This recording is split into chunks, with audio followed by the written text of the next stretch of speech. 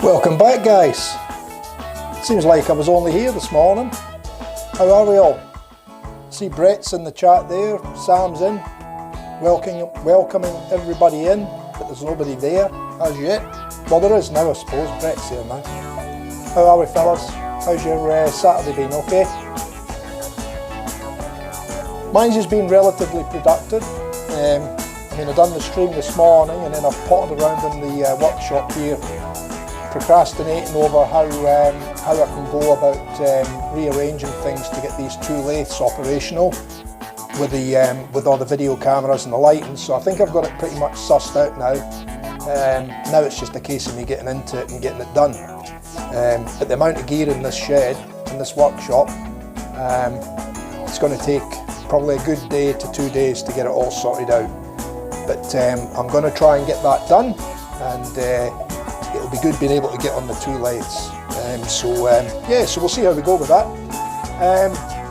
I've also been playing around with the little picture-in-picture, as you'll see there. I can see it in the monitor up here, and you guys will see it on your screen in the bottom right there. So I can now change that picture-in-picture. Previously I had it set just on camera 1 all the time, which is the main picture you're watching now. I previously had it set on that, so that regardless of what picture I changed to, you were always seeing me as well.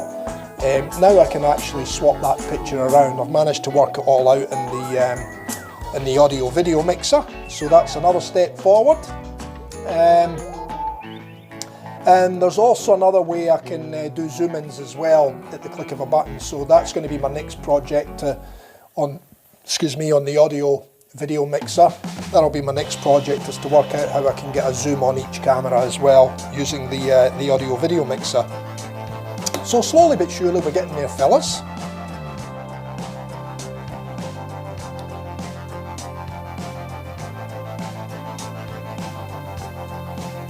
Yes, mate, yes, long time no see.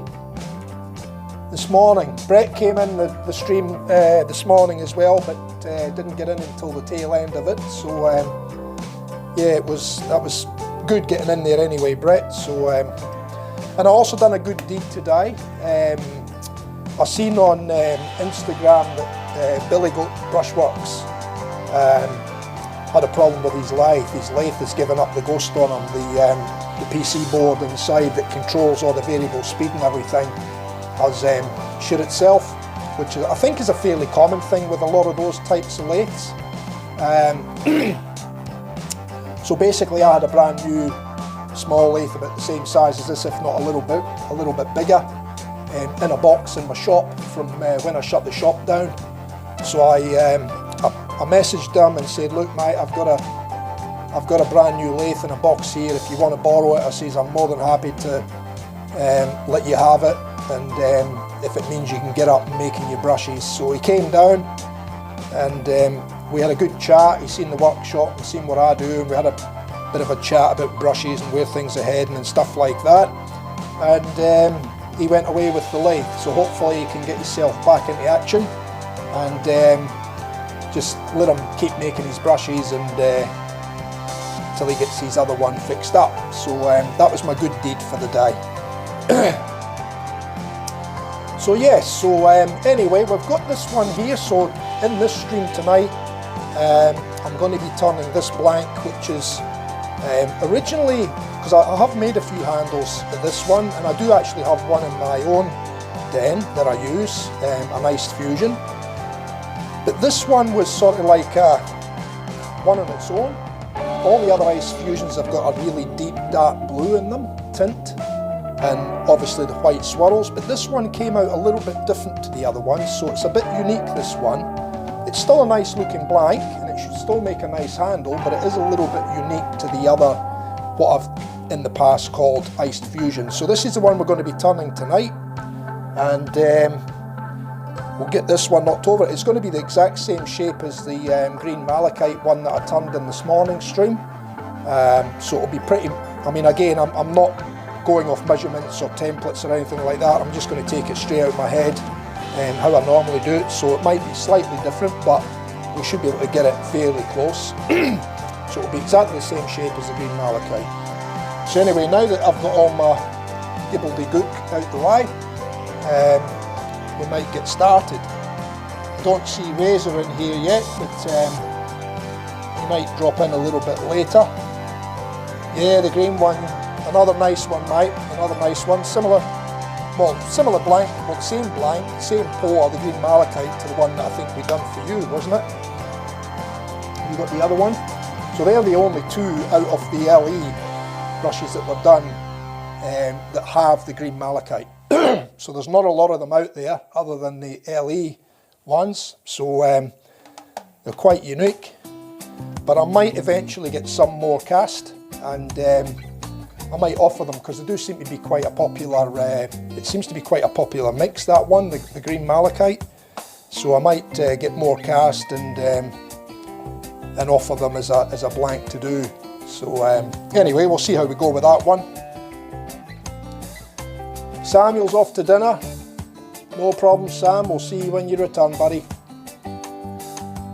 Okay, and we had a few more overseas people in this morning. We had a couple of new people in from the States this morning in the stream, so that's good. I'm actually looking at possibly dropping the Sunday night one and doing a Saturday morning stream so that we can actually invite you know, viewers from other countries in on the streams live. It is a little bit hard. I mean, even Grey Dog drops in, you know, when he can, and he was in the stream this morning again until he had to go spend some time with his grandkids.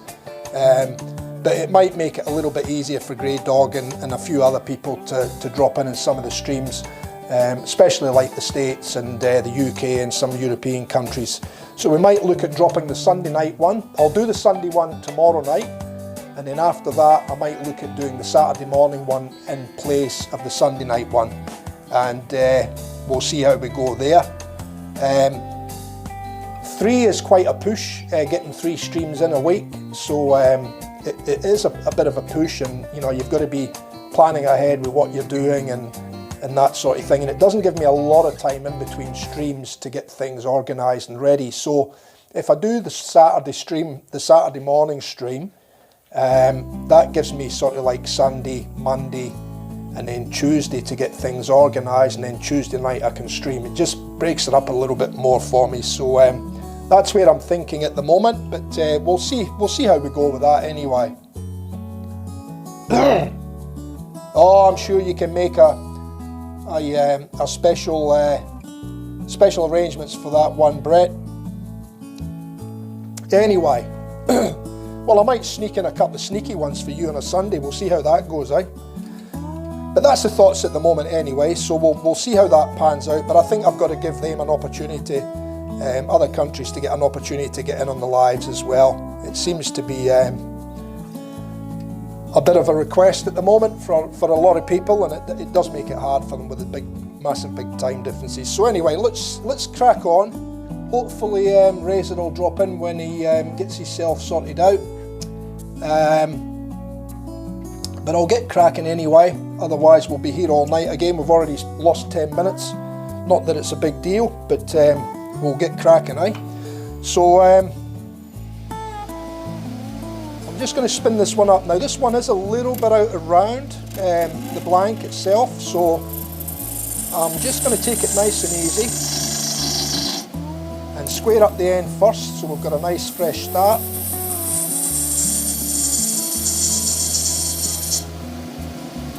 And I've put a couple of pencil marks on here already, so that we've got a sort of a bit of a head start there.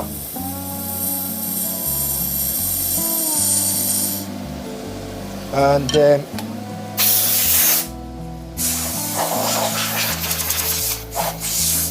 I wish there was an easy way of cleaning up all these streamers, eh? Ah well, it's just part and part of the parcel, eh? Now I might take that off in 2 bites. Get off! Get off! Get off! So you'll see in the little picture down the bottom right there that I've changed that shot now. It's actually giving you the overhead shot there. And I've left the big picture on at the moment, the main picture, but I will swap it over in a minute.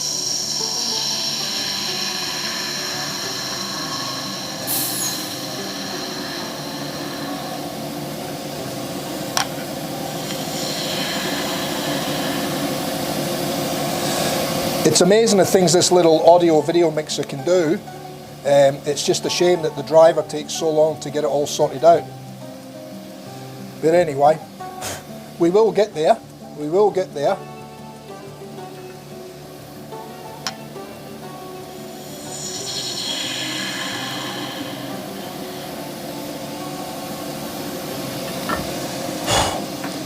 Okay. So that's the end of the blank. Nicely cleaned up. So what I'll do, I can probably put my hole straight in there now actually, so I'll just get rid of the air line for a sec. We'll wind this in, move it out,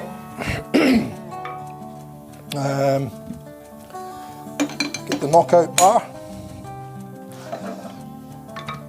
Now this one is to be, I think it's a 20,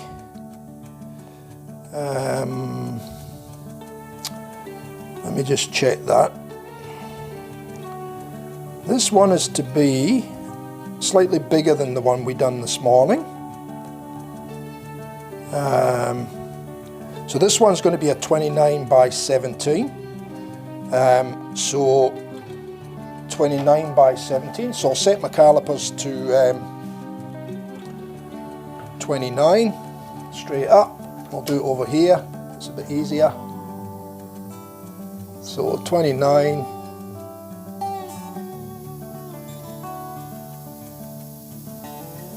So that's 29 there. And we have to go on 17 with this one, so we'll put the, I can put the 28mm bit in this one actually, that's the 25, I'll need that later for the coin, let's get the coin in it. We'll put the 28mm Forstner bit in.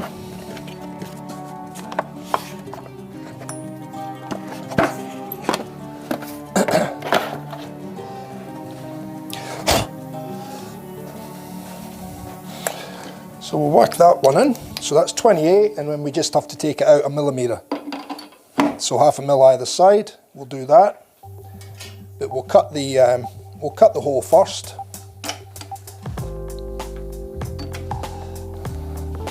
Nigel, how are you, buddy? Welcome back. Right, so that's the 28mm. I'll slow the lathe down.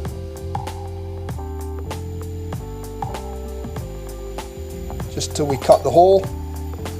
Nice and slowly start. We keep it on centre.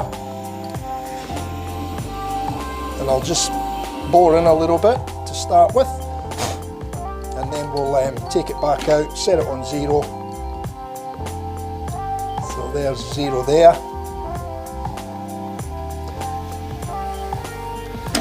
Bring it in until it touches the end of the blank. There we go. And then take it until we get to 17.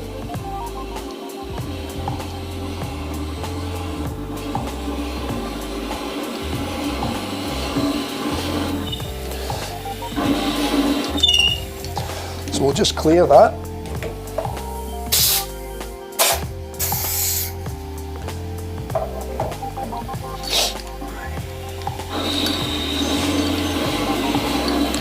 So there's 10, there's 15, and there's a little bit over 17, so hopefully that'll allow me just to clean up the top when we shape it. Okay.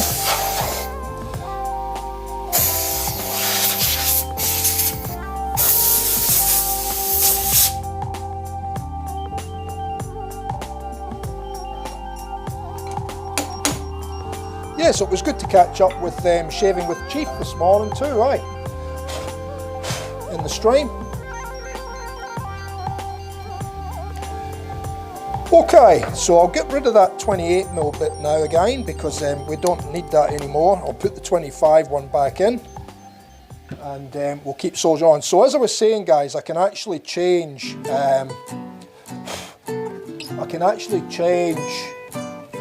the little picture-in-picture now. So I've set up some macros on the laptop that links to the audio-video mixer, and now at the click of a button I can just change whichever camera I want in the picture-in-picture. So at the moment we're on camera 3, so if I go to camera 1, so there's the picture-in-picture there with the main camera on it, and then if I go to camera 2, it gives you the side-on shot from that end.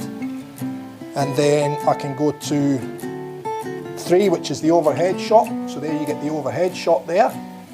And then I can also go to camera 4, which is over at the buffer, the grinder and the buffer. So I can put all those pictures now into the small picture-in-picture, and I can still have the main picture as whatever picture I want as well. So it just gives us a little bit more flexibility, I guess, and being able to swap shots. But as to which way is the best way to work that yet, you know, what picture to have on with what picture, I'm undecided on that yet. But it just gives us a little bit more flexibility in how we can bring the video to you. Okay. So I'll put it back onto that one for now because we will be changing over to the other camera shortly, and we'll see how we go, right? Yes, mate, we're getting there, right? I'll tell you what though, I'm too old for this stuff, you know? It's like a whole other ball game.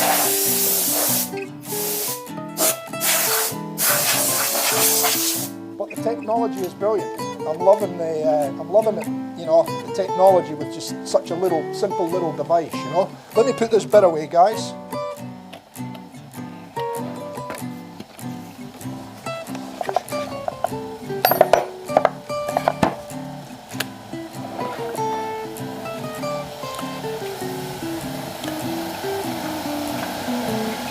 Yeah, and we had Jack in this morning as well. Jax, I think she calls herself. Again from America. She's actually just taken up turning a few months ago, and she turned her first handle, the first shaving brush handle for her hubby, and was quite proud of it and quite pleased with her outcome. So she definitely wants to watch more of my videos as well on how to make the brushes and how I go about doing it. She quite enjoys them. So yeah, it was good to see her in the chat this morning in the stream, and having a friendly chat.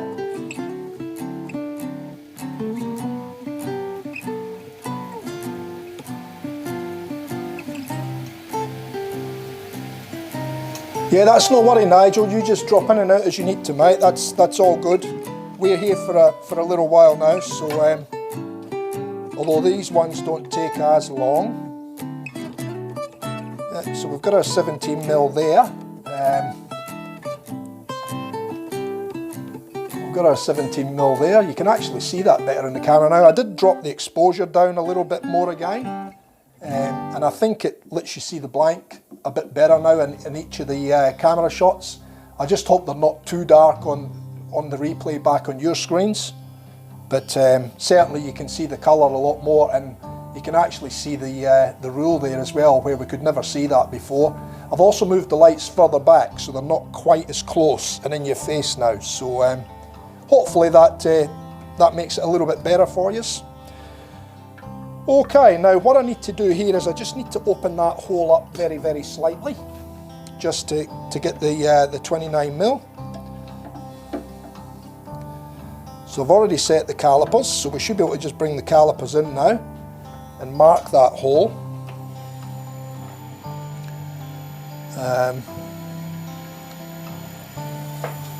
It's very, very close. I mean, the 28mm is supposed to be 28, but let me just check that. Yeah, it is 28, so we need to take out, maybe I didn't quite get that, yeah, I didn't quite get that right, that's what it is. So that's 29 now. It should be 0.5mm off either side, but it's hard to see 0.5mm when the lathe's spinning.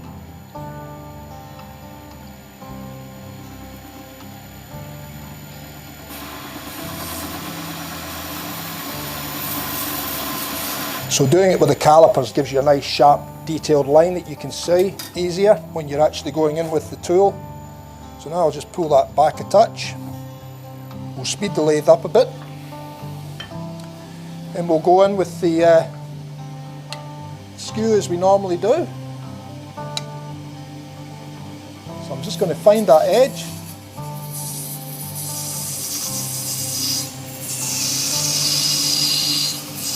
And just nice and slowly keep feeding it in on that cut until we get to the bottom, and then just scoop it out.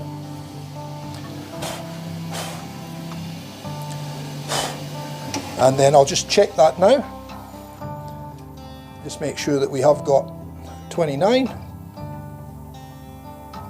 Bang on, 29. Don't know if you can see the, oh, you can't see the hole in that one, but anyway, it's 29. Trust me. Thousands wouldn't, but trust me. Okay, now we can put the tool rest back up, and I'll just use a bit of sandpaper just to take that sharp edge off first. So that's all we need to do. Bring that into there. Drop the live centre back in. Bring it up. And we'll lock it in situ there until we get a bit of shape in it.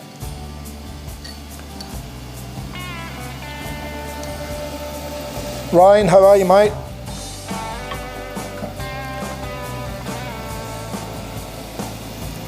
Right, just going to lift the tool rest up to better height for the skew, to use the skew as a scraper. Okay, so I'm going to go in that first pencil mark there.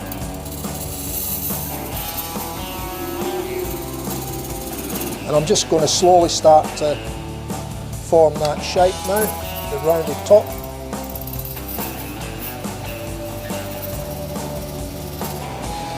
And I'll keep the air handy here.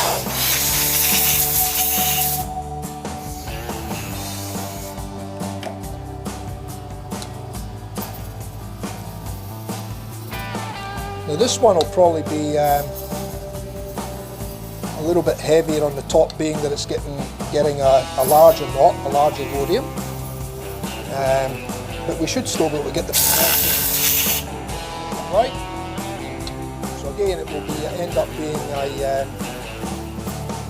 handle about 6 to 8 millimeters long in length.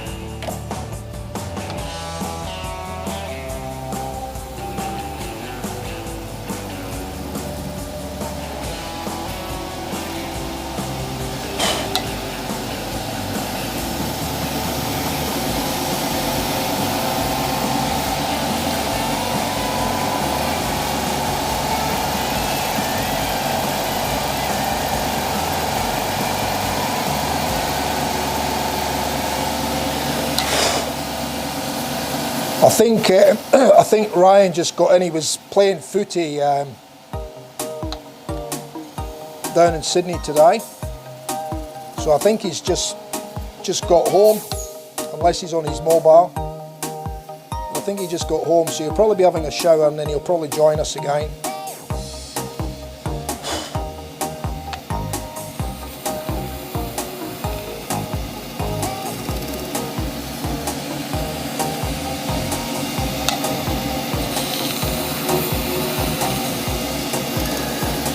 I don't know where Razor's got to. Maybe he's got something on with the family.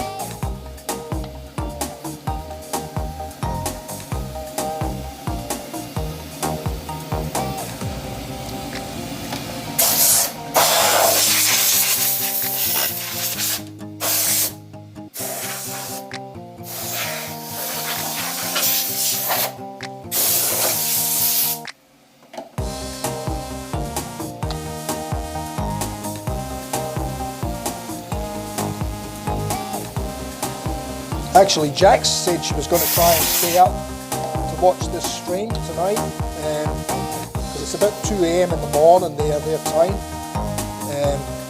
So I think she must have fell asleep.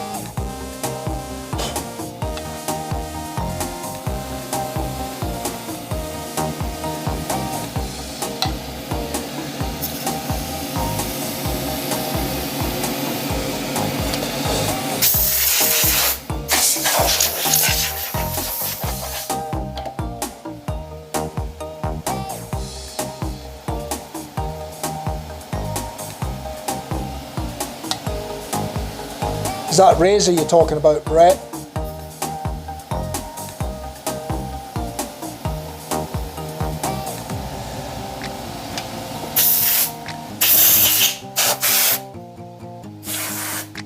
Yeah, you gotta have that family time, eh?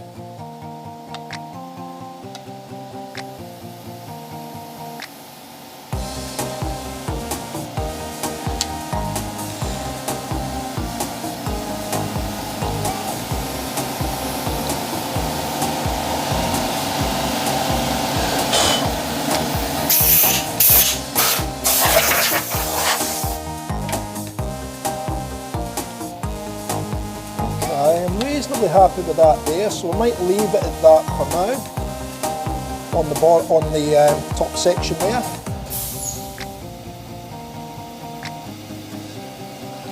We'll just come in and clean that edge up there.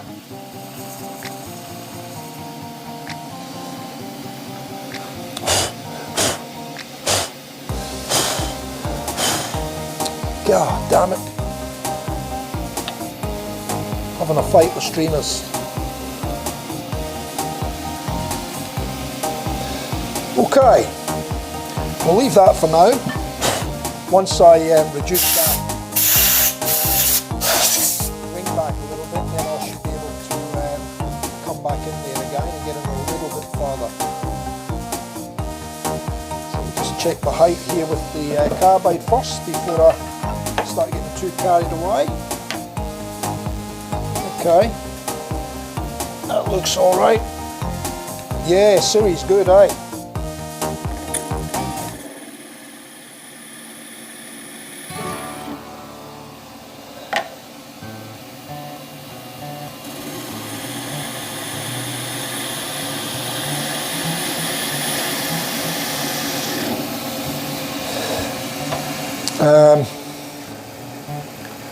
What I might do here is I'll put that picture in there so you can see what's going on from that view as well, while we start making a mess.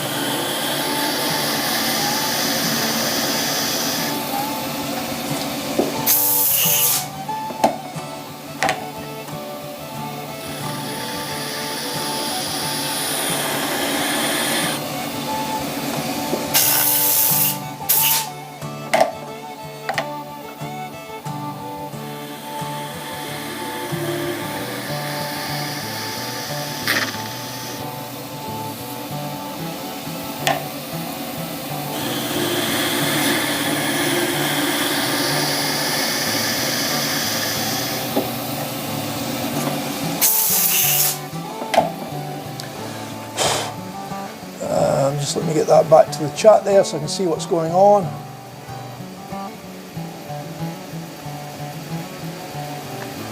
Yeah, it's actually it's a funny colour. It's a real bluey green.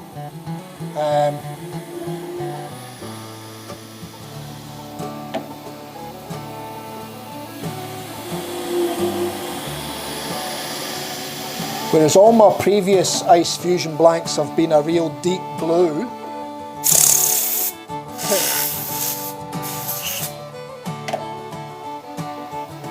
So this one's obviously probably mixed a little bit more in the colour, that's why it's gone that greeny blue.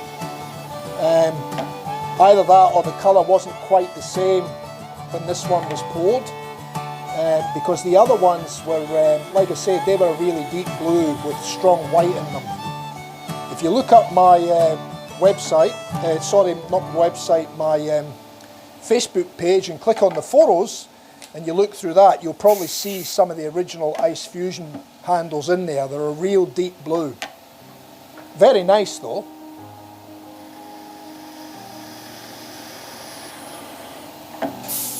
The swirls on this one look as if they're probably going to be a bit tighter knit and a bit finer. Whereas on the other ones, the swirls were, you know, larger. You've seen bigger chunks of white, bigger chunks of the deep transparent blue.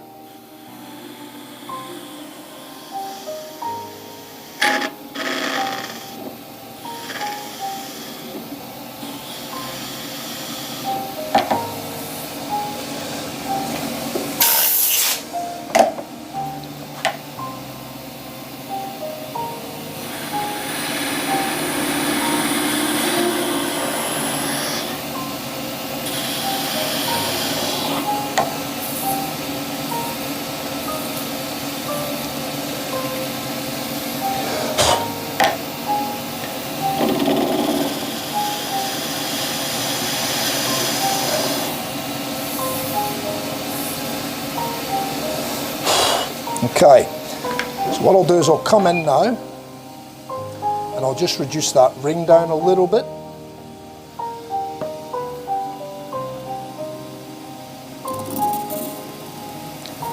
And that'll bring it into round as well.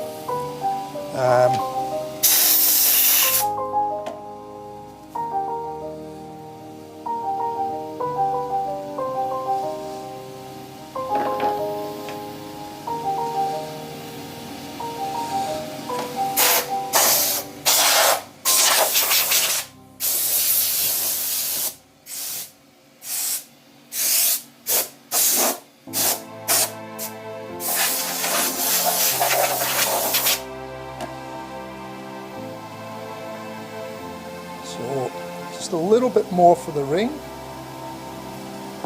That's probably enough at this point in time, so we'll see how we go. And then I can probably come in there a little bit sharper now, just to get that round happening again, the shape that I like there. That's better.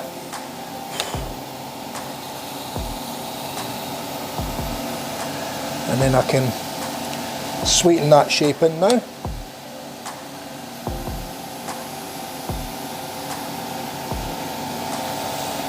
That's just lovely.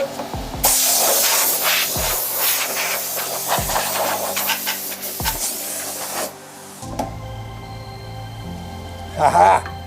Now you can't see me having a sneaky drink, eh? Because I've got the cameras, I've got it out of shot now, eh? Aye. I thought I'd have one for you fellas.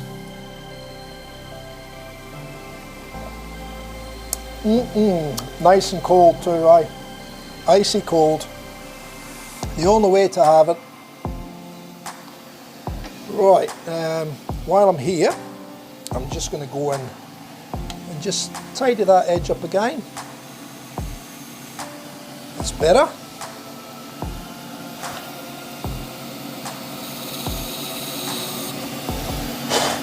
Much better. Okay. Yeah, it's nice though, isn't it? It's a nice blue, but this one, the fella picked this one, which was the odd one out, because I've got a few other, actually, I should grab one out and let you see it on screen. Give me 2 secs.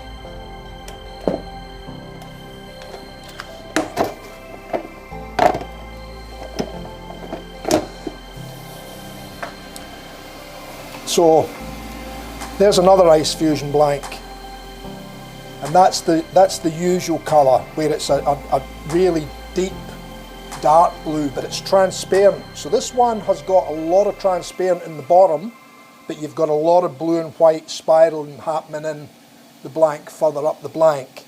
And as you can see on the end, if I take you to camera 2, you'll see on the blank there's the white with the blue mixed, and you'll see the spirals inside. So there's a lot of blue transparency up in here. So when you actually turn these ones, you get a lot of depth in the blank, where you can actually look into the blank and see the white flash behind it, or you know, you'll see the deep blue in behind it. So you get pockets of that as you turn into the shape. And as you can see there, the bottom's transparent.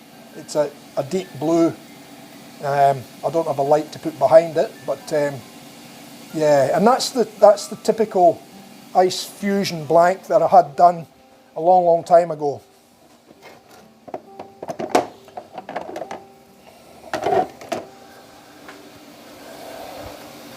And there's another couple there, so you can see that one has got a lot of deep blue in it as well, but the white comes a lot further down into the blank as well. And they'll be spiralling up in here as well, in the top.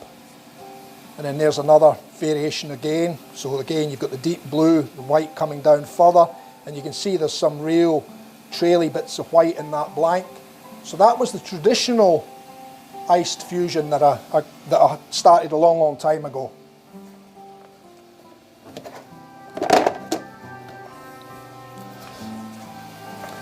So this one's going to be fairly unique in the fact that none of my other ice fusions are this colour. And like I said, it's still quite a nice colour. It's a nice bluey green. Quite nice though.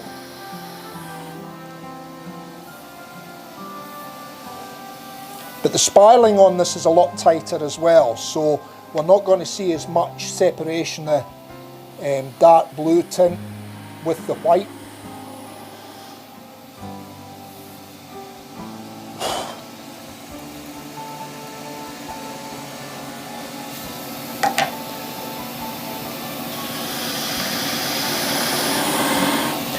So all I'm doing here now is just refining that thin area in here and really undercutting under that ring.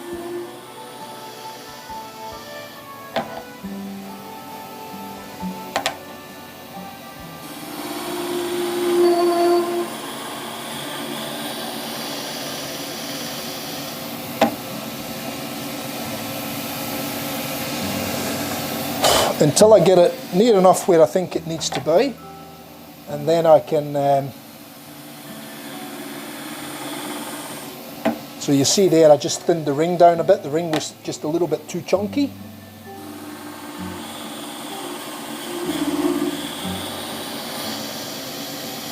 And now I've just undercutting again under here, underneath the ring.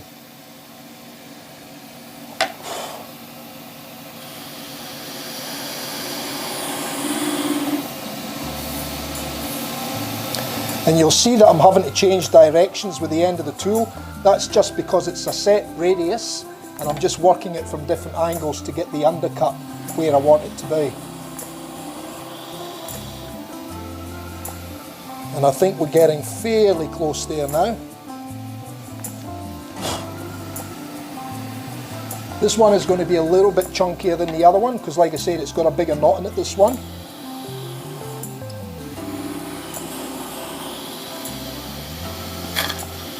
So now all I'm going to do is I'm just going to bring that curve down further now on the handle.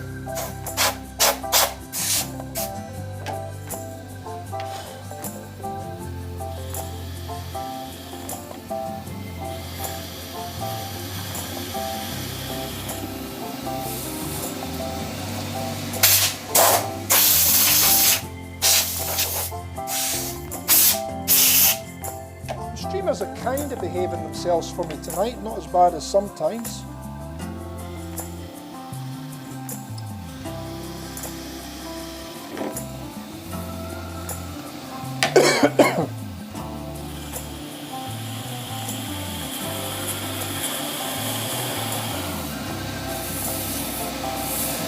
They don't like tearing though. It's amazing how the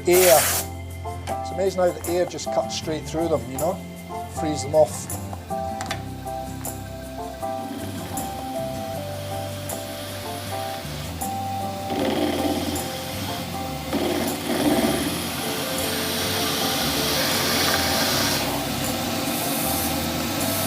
See, they just won't, well, it broke away that time, but alright, now I think what I'll do is I'll drop the tool rest right down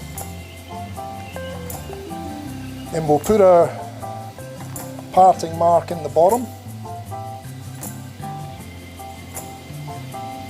So we've got something to work to. And then I'll give myself a little bit of clearance so I can get in just to round off the bottom of the handle.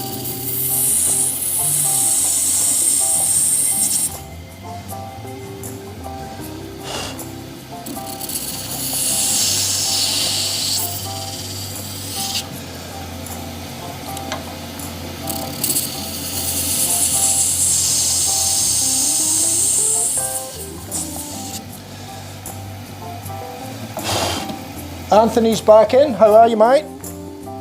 Welcome back.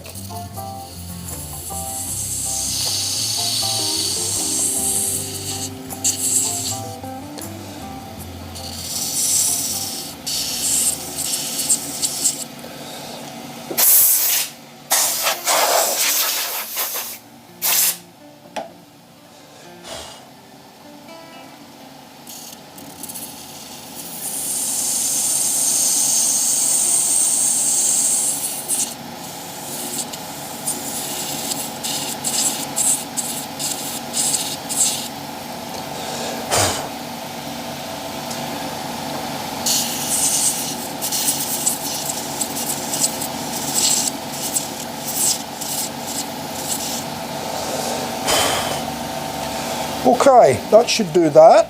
Now I'll bring the tool rest out and lift it up again so I can get the skew in there as a scraper again.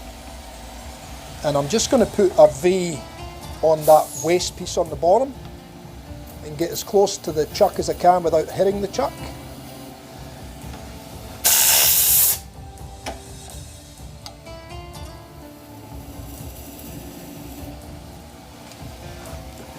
And just making sure that I don't catch that chuck. And I think that should probably do me. So now I'm just going to come in, I'll reposition a little bit. And now I'm just going to come in and just get a bit of round in that bottom of that handle now.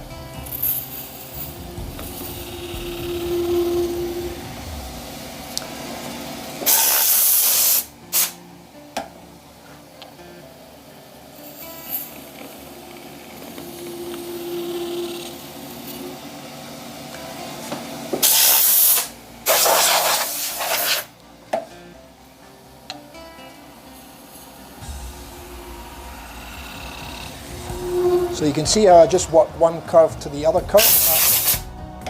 You know, once I've set my length, that gives me something to work to. And then I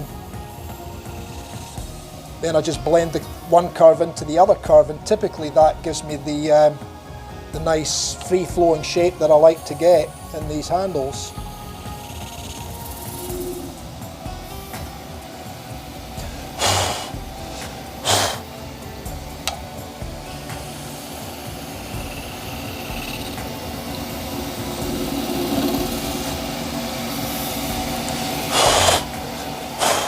So like I said, this one's a little bit chunkier than the one we done in the live this morning. And the only reason for that is that this one's getting a 28mm knot, not a 26.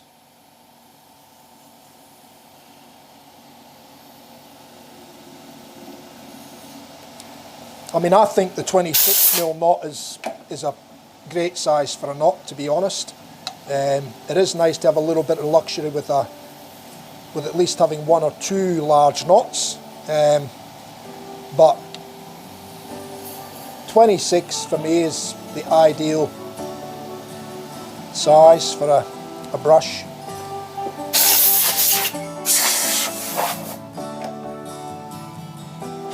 especially when you get up in the higher end knots, because the higher end knots are normally always more densely packed.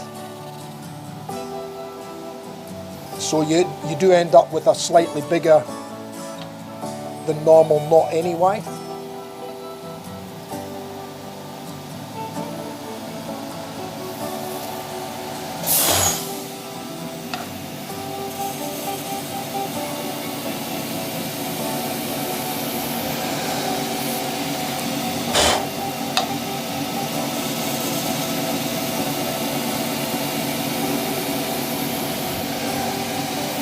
So all I'm doing here now is just, like I said, blending one to the other.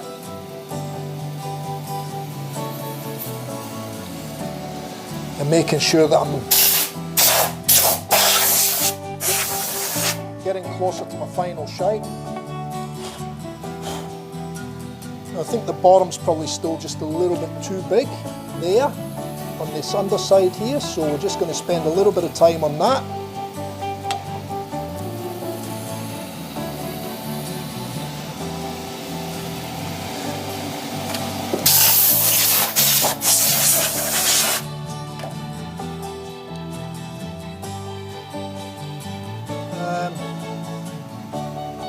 Harrell, how are you, buddy? Welcome to the stream. Grey Dog, how are you, mate? Welcome back.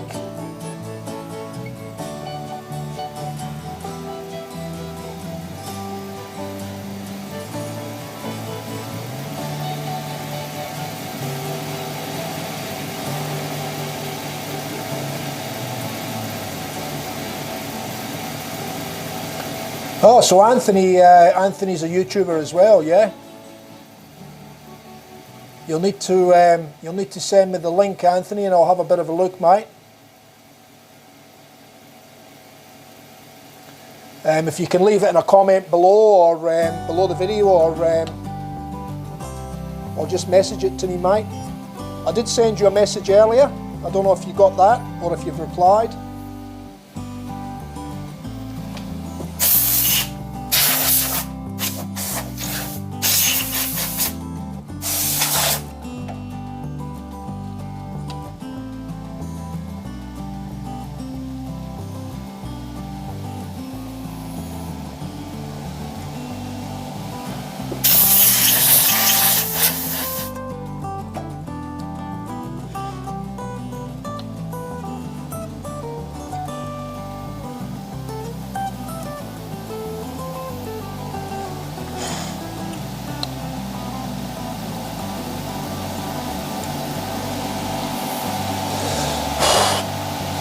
You can actually see some different blue coming through in this now, Brett.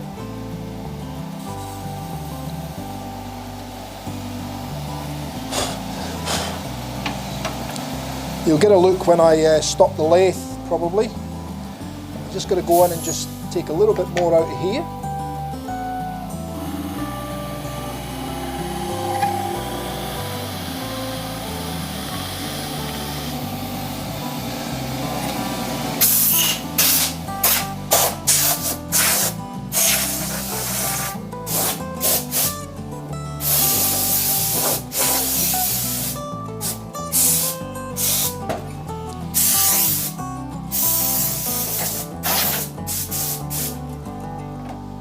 Okay, I think that might do it.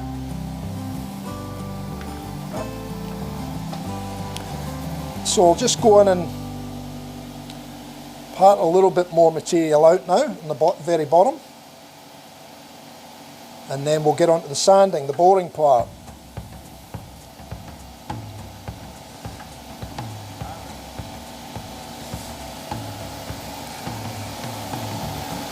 Okay.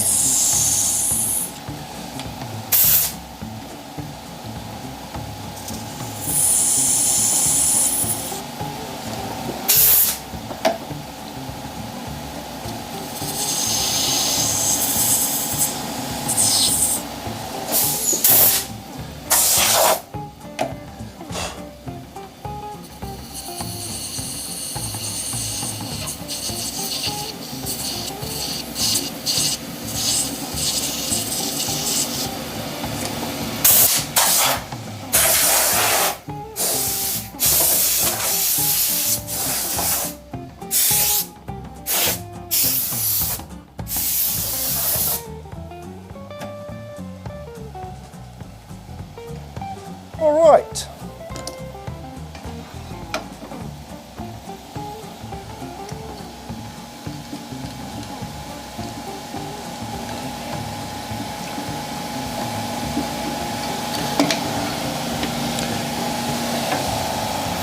So we'll stop that and we'll have a bit of a look. So see, we've got a bit of a darker blue happening in, oh, not a lot, but it's a little bit darker here. We're going to sand a lot of this out and sand that up. So yeah, it's sort of like got a deeper band here and here with a sort of lighter green there, but we'll see how it looks when it's sanded. Should be quite nice, I think, with that little bit of variation in it.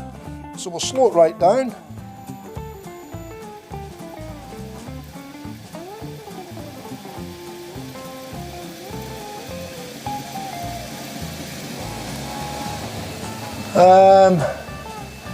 Don't know what your message was, Brett. There's a message there that's been oh, you retracted it. That's fine, no problems, buddy. I thought it was maybe a YouTube thing for some reason. I'd restricted it, but it's not.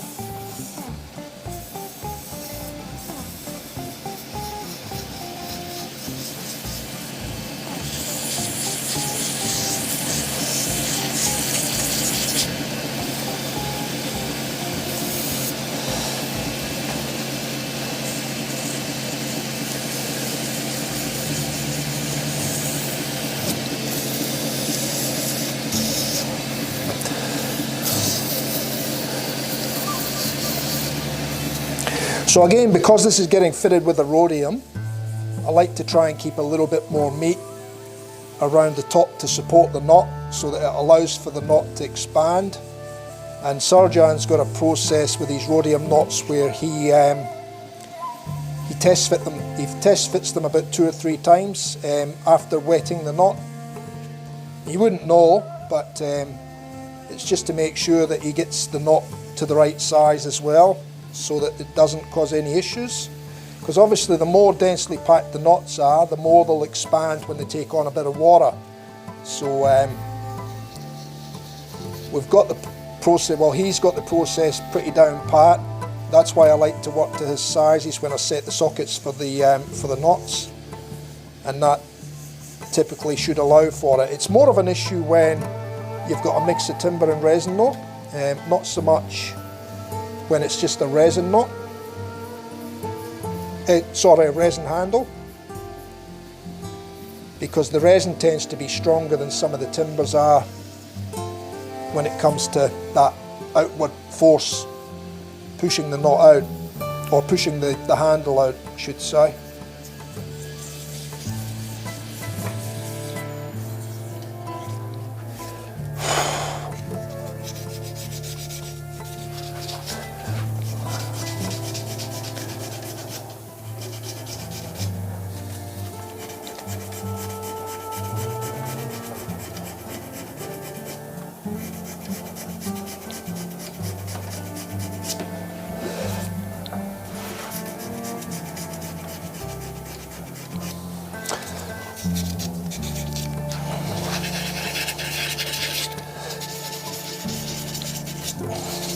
And what tends to happen with these ice fusion blanks is the white actually gets stronger once it gets sanded, and you start exposing some of that white as well. It tends to stand out, pop out a little bit more. But like I said, this one's very, very different to previous iced fusions that I've done. So in the way that it's coloured and the tighter pattern of it with less of the transparency in it.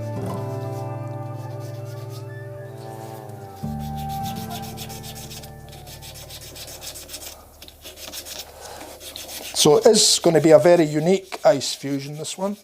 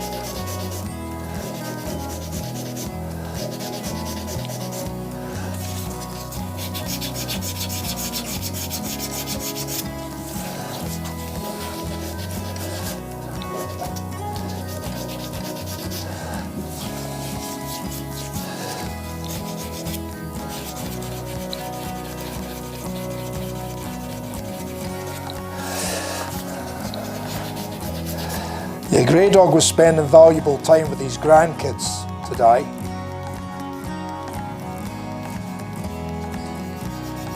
So he was only in the stream for a shorter period than normal, but it's much appreciated taking the time to come in and see us, Grey Dog, before you went to have some fun with the grandkids.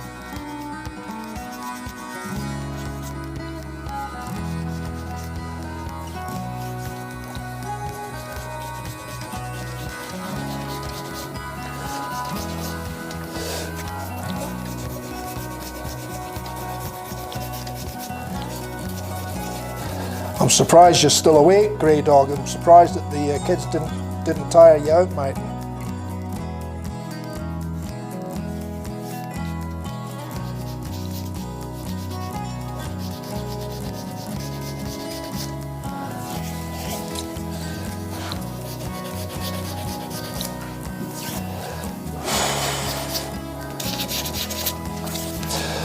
Okay, we'll get into this one now.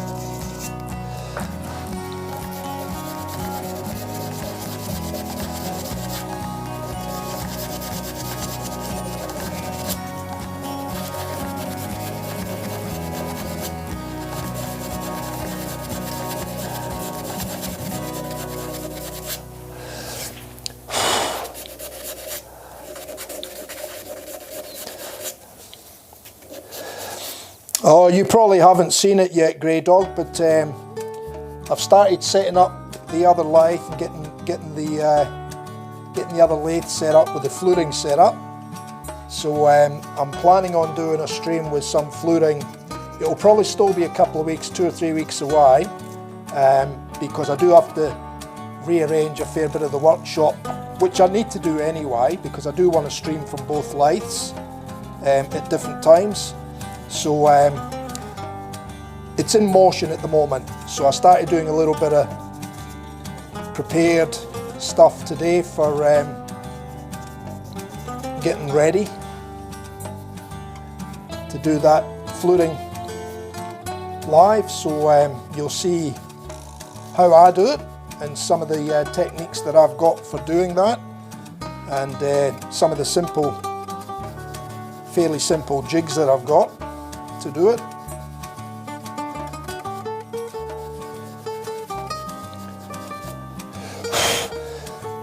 I took a couple of photographs earlier and put it on my Patreon site for the guys to see, the patrons, to see what's planned. But you'll see it all anyway coming weeks, mate, so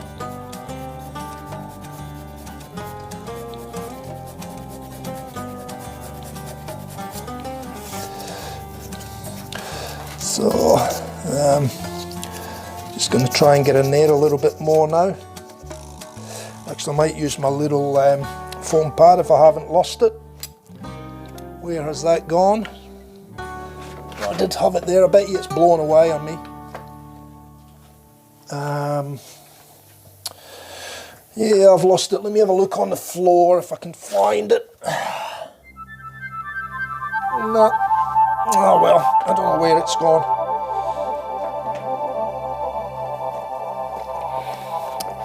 I'll need to break apart another thong so I can find another piece. Oh well, not to worry. Not to worry. There's more than one way to skin a cat, eh? I'll just use a paddle pop stick in there now.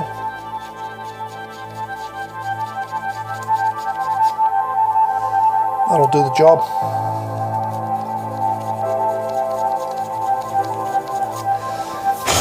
I just like getting into those details tight into the corners, because if you're going to end up with any marks in your handle, that's where you're going to end up with them. So I like to get in there as tight in the corner as I can.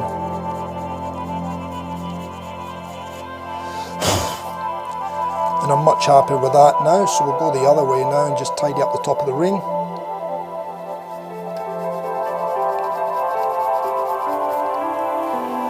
That's much better.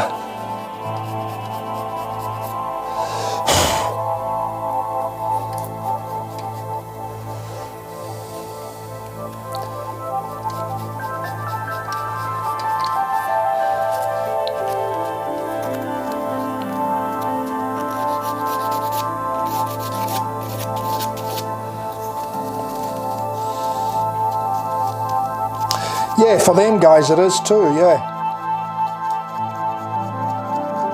For us, we're still in the same day. That'll do that.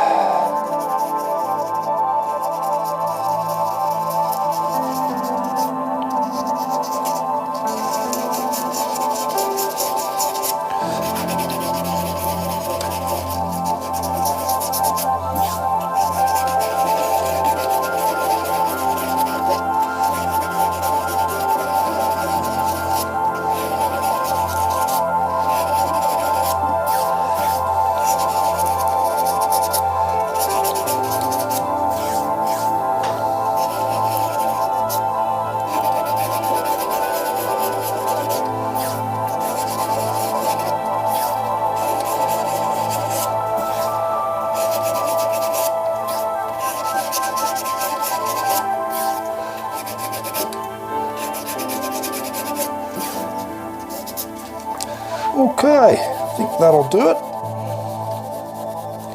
for that grit anyway. That's the first grit.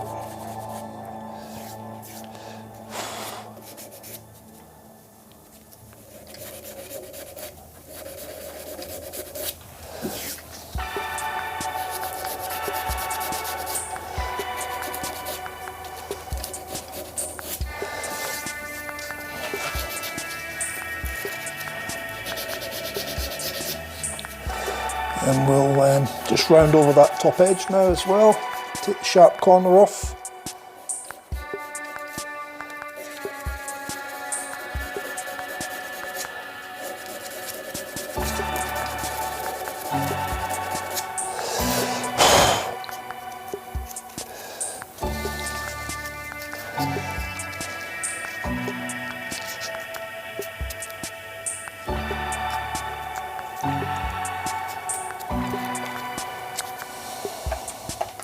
What didn't you know, Brett?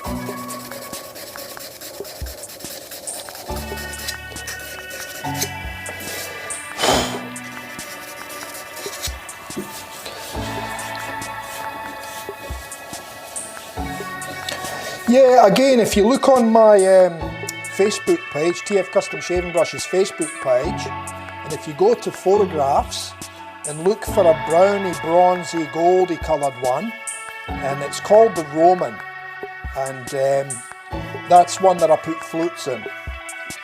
It's a lot of work to put the flutes in, because it's not so much, well, there's a fair bit of work putting the flutes in the first place, setting it all up, but then you've got a lot more sanding, and it's a lot more of a hand process to finish them the minute you put flutes in them. But yeah, it's I've done a few of the Romans. They were quite popular actually when I'd done the first couple, so I ended up getting a few of them to do. But they're a lot of work. Anything with flutes is a lot of work.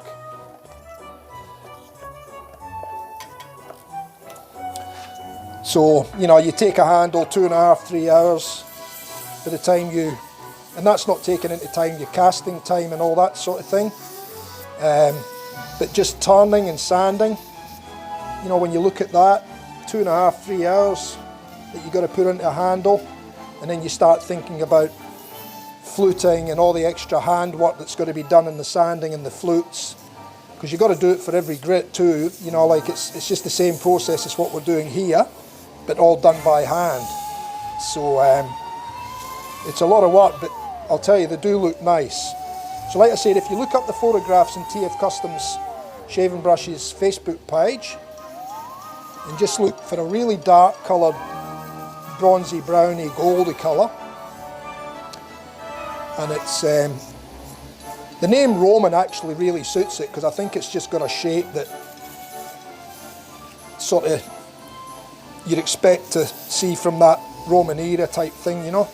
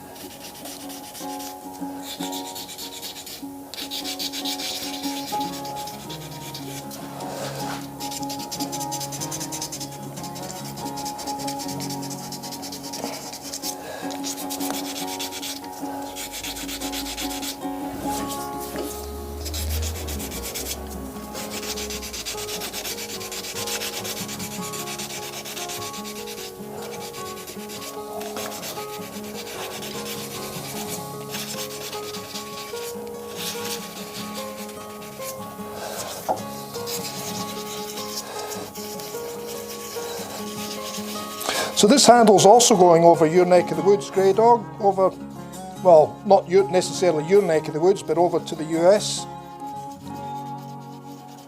And again, this one's being fitted with a rhodium.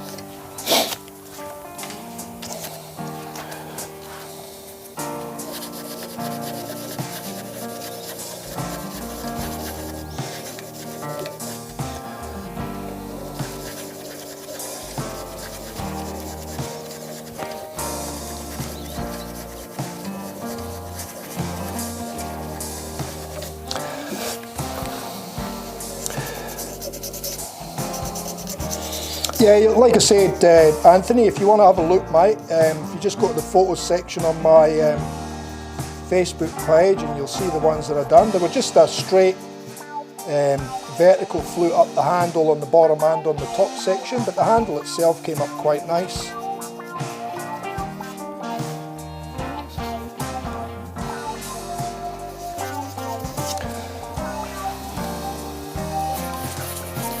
But there's a lot of other types of fluting. I can do curved fluting as well, because I've got an attachment that I can put onto my setup that allows me to go to different radiuses and stuff like that. So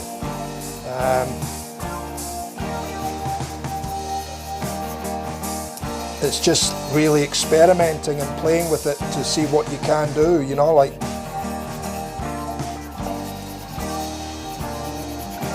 I've done the, like I said, horizontal on the lathe, but when the handle's sitting on a table or something, they're vertical flutes. And I just use the index, and I've got an indexing plate on the big lathe. I mean, the lathes have got indexing on them anyway, but they're not quite as accurate, so I've got an indexing plate set up on my large lathe, which has loads and loads of different variable settings on it. So that allows me to accurately put the flutes in around the handle itself. Very precise.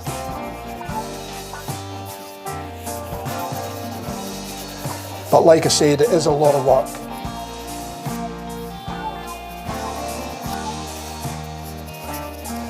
There is a guy, I'm trying to think who it is now. There is a guy over in the States that does shaving brushes, and he does a lot of fluting in the bottoms of his handles, big sort of round, angular type bases on the handles.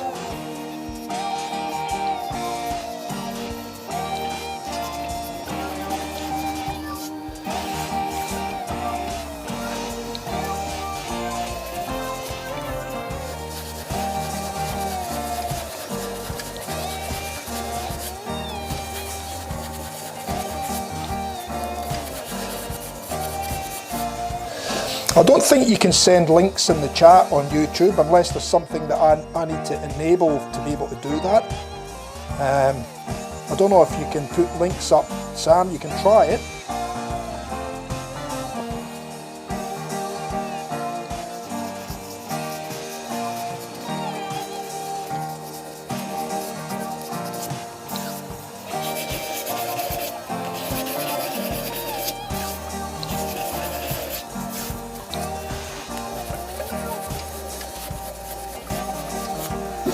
Okay, that's the second grit, and that's those papers done now, so we'll get rid of them in the bin. I might wash some dust down.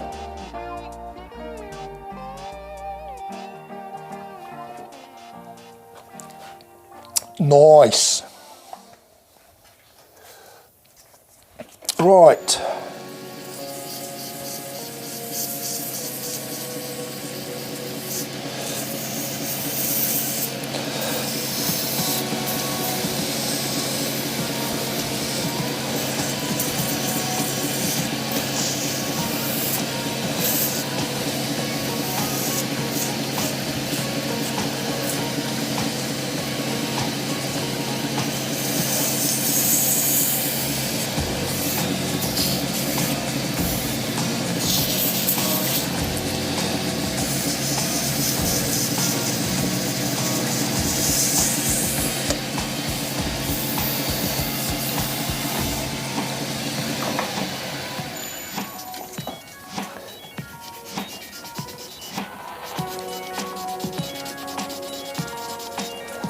Yeah, we're starting to get more of the deeper blue in here, so it's going to create a nice effect actually.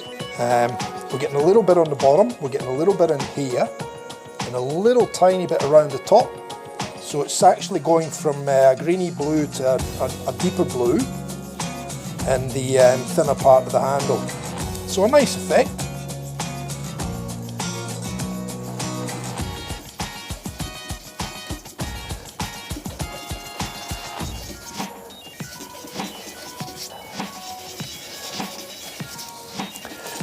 certainly going to be very unique compared to the other ice fusion handles that I've made, and to the blanks that I've still got in stock here.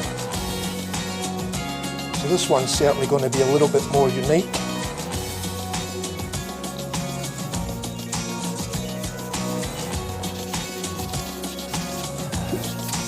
And how it's changing colour.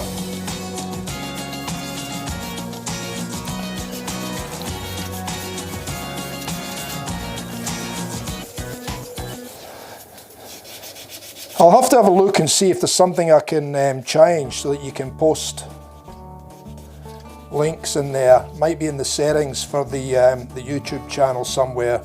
I'll have to have a poke around.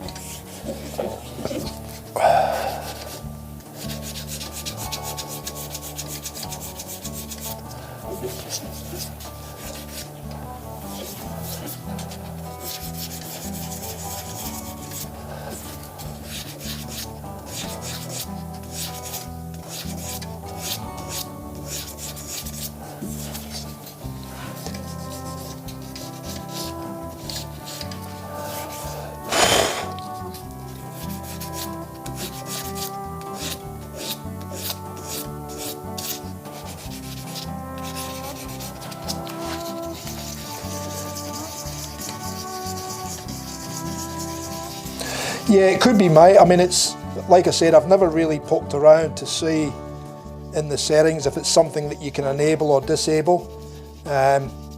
It may be a safety security thing that people can't post links, otherwise people could be coming in and sabotaging people's channels, posting porn and shit like that. So it's a possibility that they don't allow it. I'm not sure.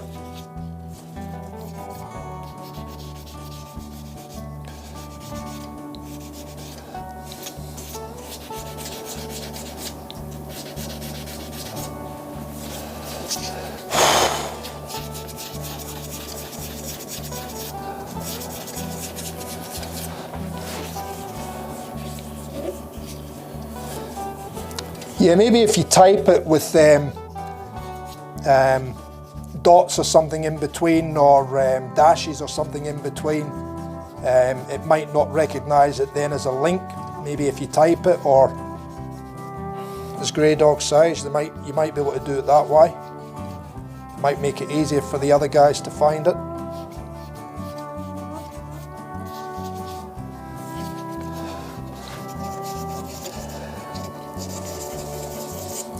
But I think the name Roman really suited the shape of the handle and the flutes in the handle. It sort of just fitted with the name.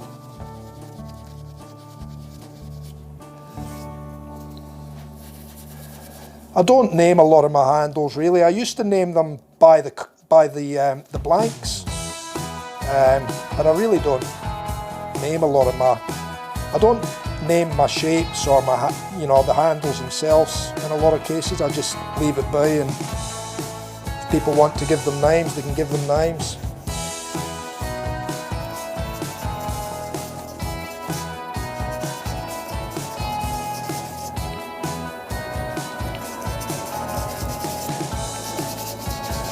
Yeah, I just thought it was, I've done a bit of searching,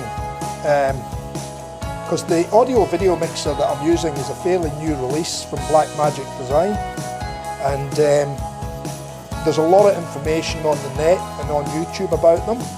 So you can really, if you can find the links to different videos, you can find a lot out on YouTube about what this actual little device can do, and it's pretty amazing actually. You can do slow zoom ins and outs like pan type shots. That was what originally I was going to try and set up on it, so it gave us sort of different zoom in capabilities on each of the cameras. I'm still going to play around with that one, but I couldn't get that one to work in the macros, so I got these ones to work where I can change that little picture between the cameras, but I couldn't get the other one to work, so I'll need to do a little bit more research on the steps to get that one to work. And you've got to be careful, because sometimes when you do certain things, it nullifies you in being able to do other things.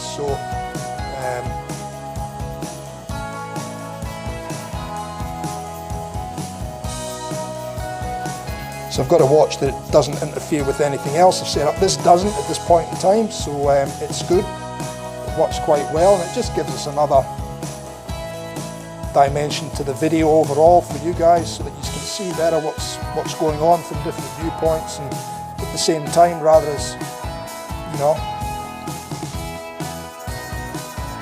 me having to keep switching cameras on these all the time.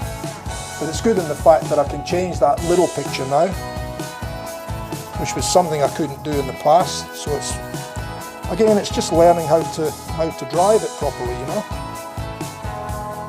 Us old fellas, it takes a little bit longer for it to sink in.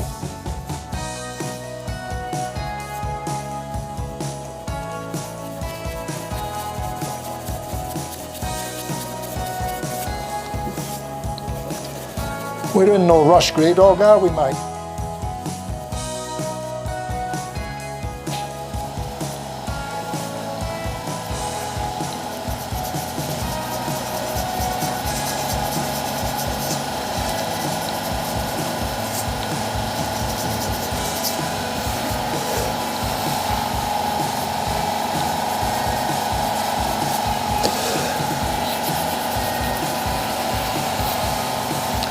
And I think that'll do that for that grit.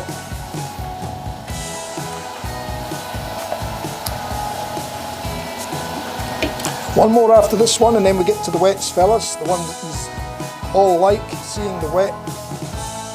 It's when we get to see the colours come through, and the clarity of the handle.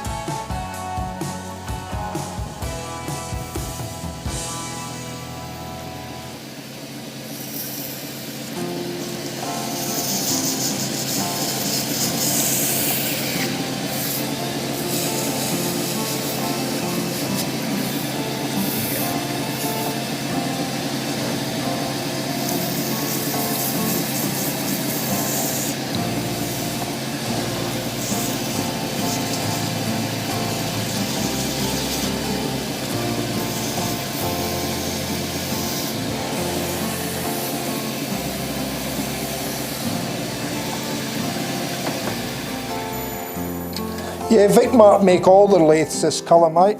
This hammer, it's like a hammer tone blue colour.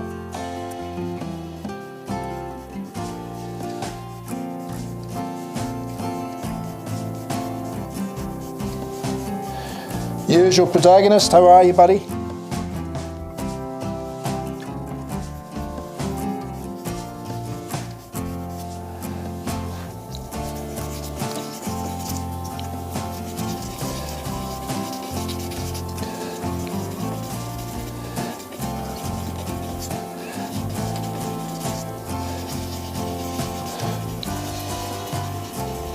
Are you on the road, Brett, tonight, or are you at home, mate? Or are you stuck somewhere waiting again?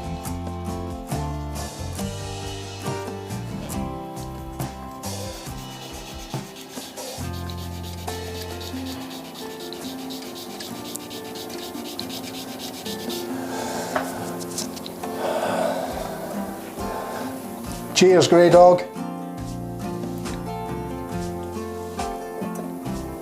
Brett, Sam, everybody else.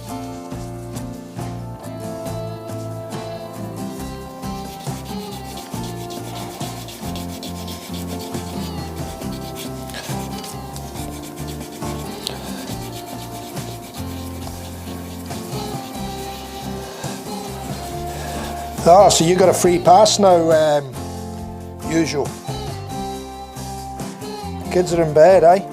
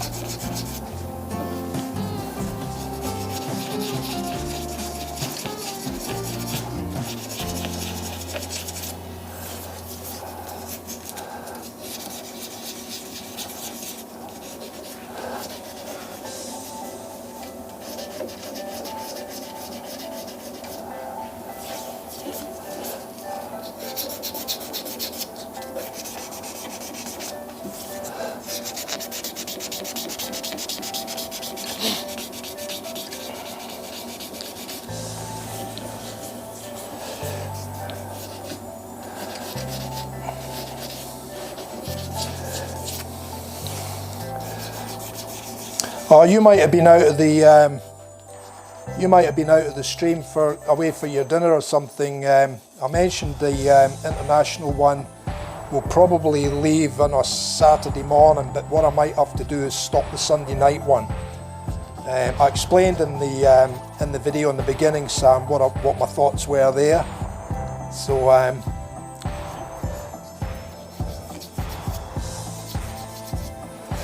thinking of doing the Saturday morning one so that, you know, we can get the internationals in on a stream once a week, and then I'll drop the Sunday night one, and we'll stick with the Tuesday and the Thursday night for local and anybody that wants to drop in. The only issue with that one is that Brett normally has his Sundays free, but I think I need to try and get some international happening as well in the streams, so we'll see. I mean, I can't do too much more than that because it takes, I was explaining earlier, Sam, it takes a lot of time and effort to keep up with putting schedules in for YouTube and then coming up with the content, and then, you know, setting up here, cleaning up, getting things prepared and ready. And the way it is at the moment, I can't do much else because I'm busy trying to just keep the streams going. So it would free up that period from Saturday morning right through till Tuesday night for me, and that would allow me to get a little bit better prepared with other things, and a bit of change of content as well, rather than having to keep, you know, rushing through making shaving brushes all the time. I think you've seen enough shaving brushes being made now to last your lifetime. I know you like seeing it, but you know, it'd be nice to see a little bit of different content as well, just to open your eyes up with regards to, you know, the things that can be done, and some of the things that I've got planned as well, like the pyography. You know, that can still be utilised on shaving brushes, and that's probably how I'll present that one in a live.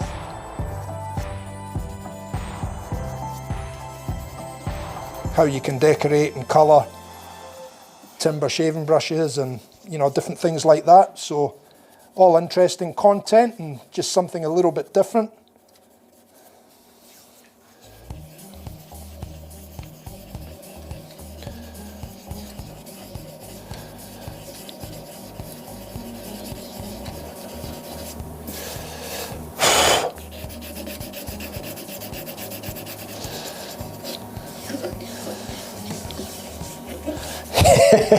Yeah, I'm responsible, mate. I'm only allowed one or two a night.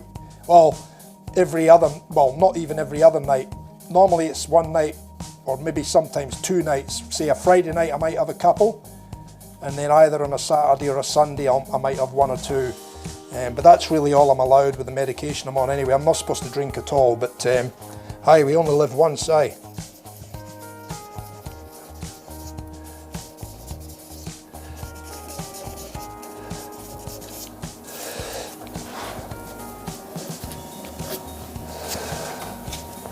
Okay, let me get in there a little bit with this little setup again.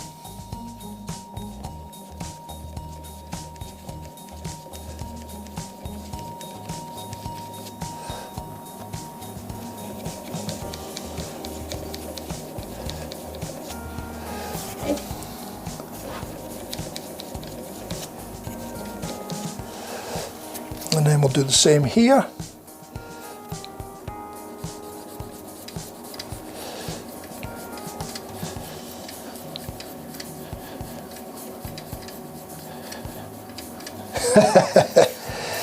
Yeah, we'll see how it goes, mate. We've got to give these things a try, you know.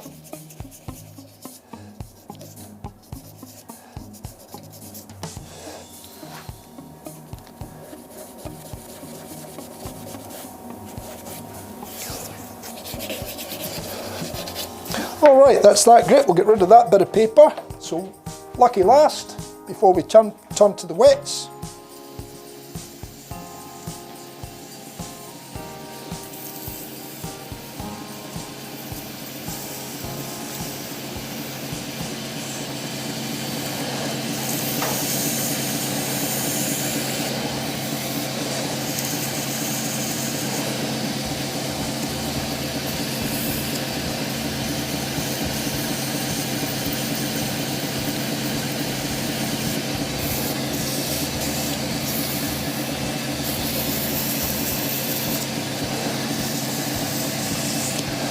I should put these back on that other view now, shouldn't I?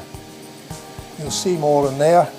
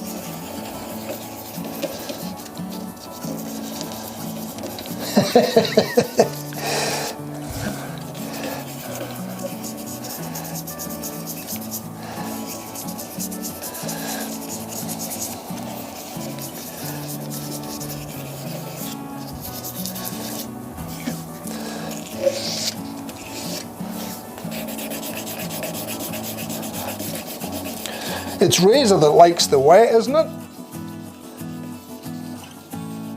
Pop! This is his normal thing. Pop! Good on him.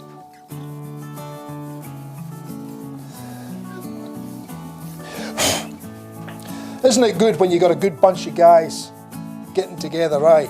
With common interests, eh?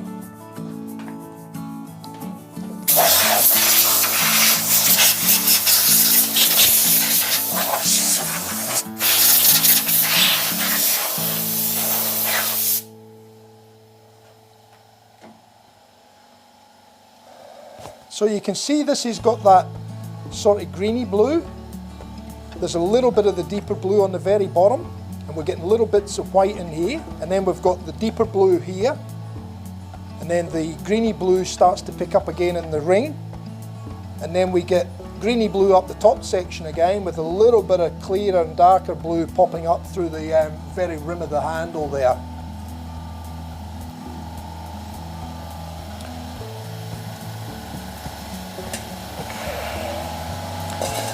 So I'll just get set up with the water and the pads.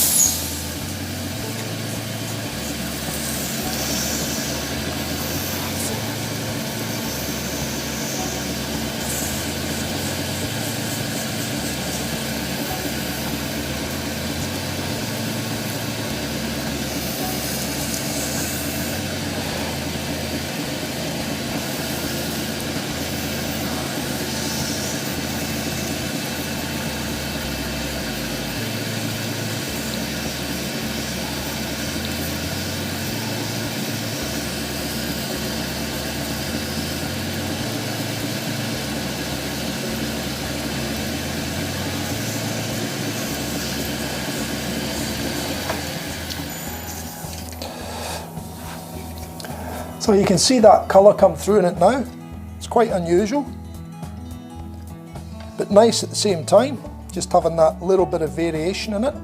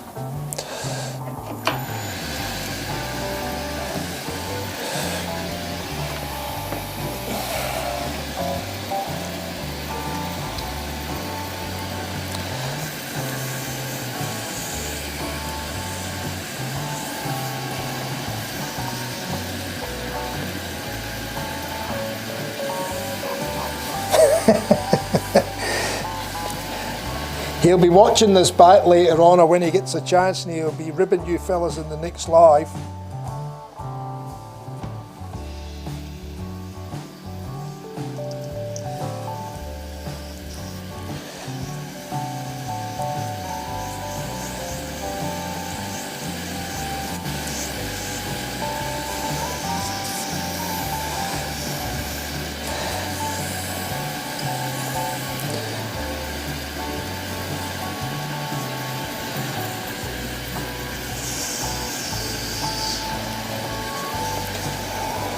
Alright, it might be time to put up one of my little things, eh?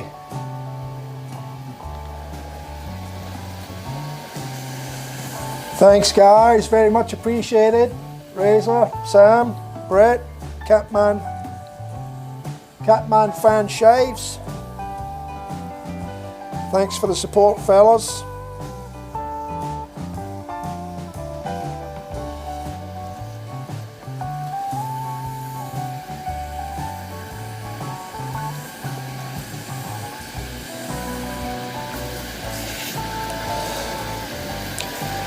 It is very much appreciated.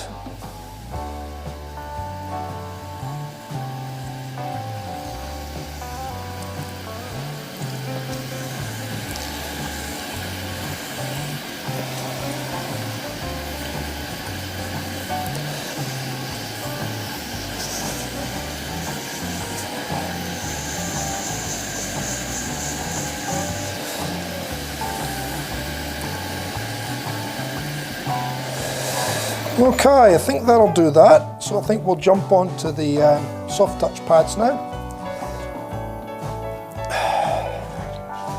One at a time. So thanks fellas, much appreciated, really is.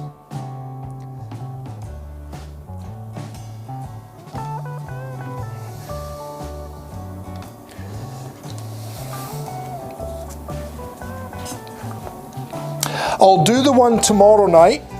And then after that, I'll probably end up dropping the Sunday night one for a while, and we'll see how we go with that. And we'll do the Saturday morning one. That way it'll give some of the international people a better chance to watch a stream at a reasonable time, rather as early hours in the morning, which I think is only fair. We get the support from them coming into the chat and the streams, so I think it's only fair that we try and support a little bit better of a time slot for them too. So we'll do tomorrow night, and then after that it'll drop out and we'll do the Saturday. So we'll still have our Tuesday night 7 o'clock Australian Eastern Standard Time one. We'll still have our Thursday night one, and then we'll have the Saturday morning one. And then that'll give me, like I said, a bigger time frame in between streams to actually prepare other streams, schedule them in, get stuff ready, and we'll see how that pans out both for me and for everybody else.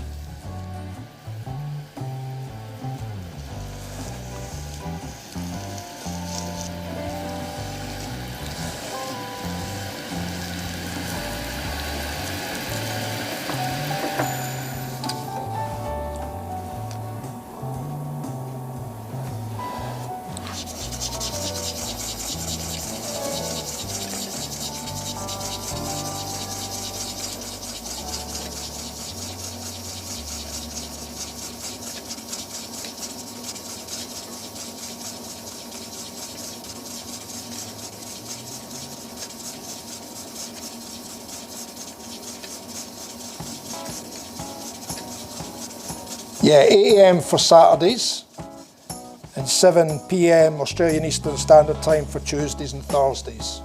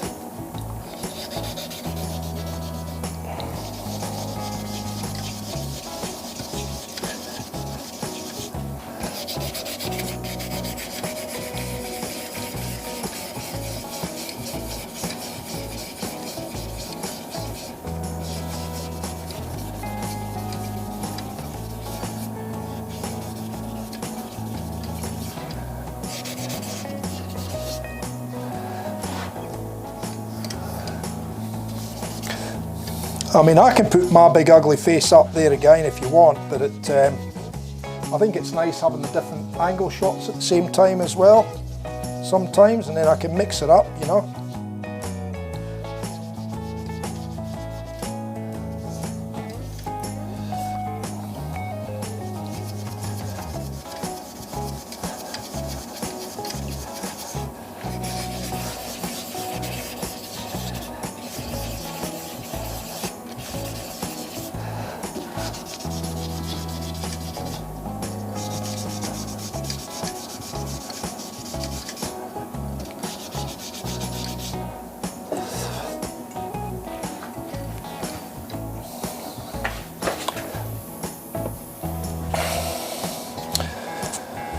And these new pads, Grey Dog, are already starting to fall apart, and I've only done a couple of handles with these, mate. So I think it's definitely an issue with the pads, with the adhesive, because I've got these ones lying flat, and I've got them so that they can dry and get air in them, so they're not sitting together or sticking together. And that hasn't mattered; they've still started to release. And these are the good ones, the expensive ones. So there's definitely an issue with the bonding of the pad to the foam.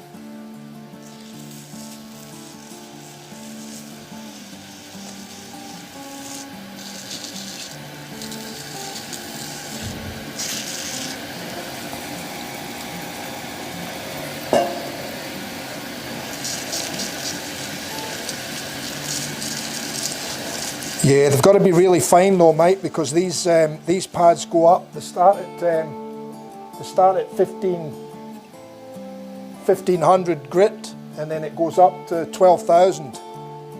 So it's they're very, very fine, mate. Basically, after you've used the last one, basically the blank's polished. I don't think you'd get them out of Bunnings doing that.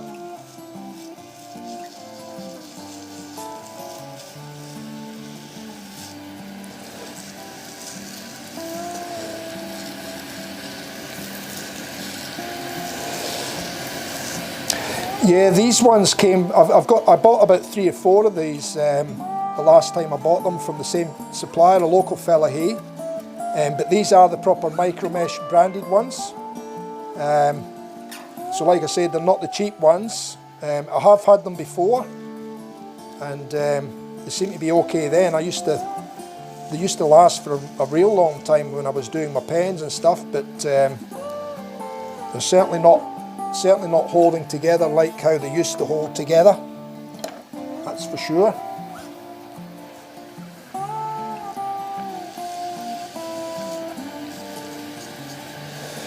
So I seriously think that something's happened in their manufacturing process that they've changed.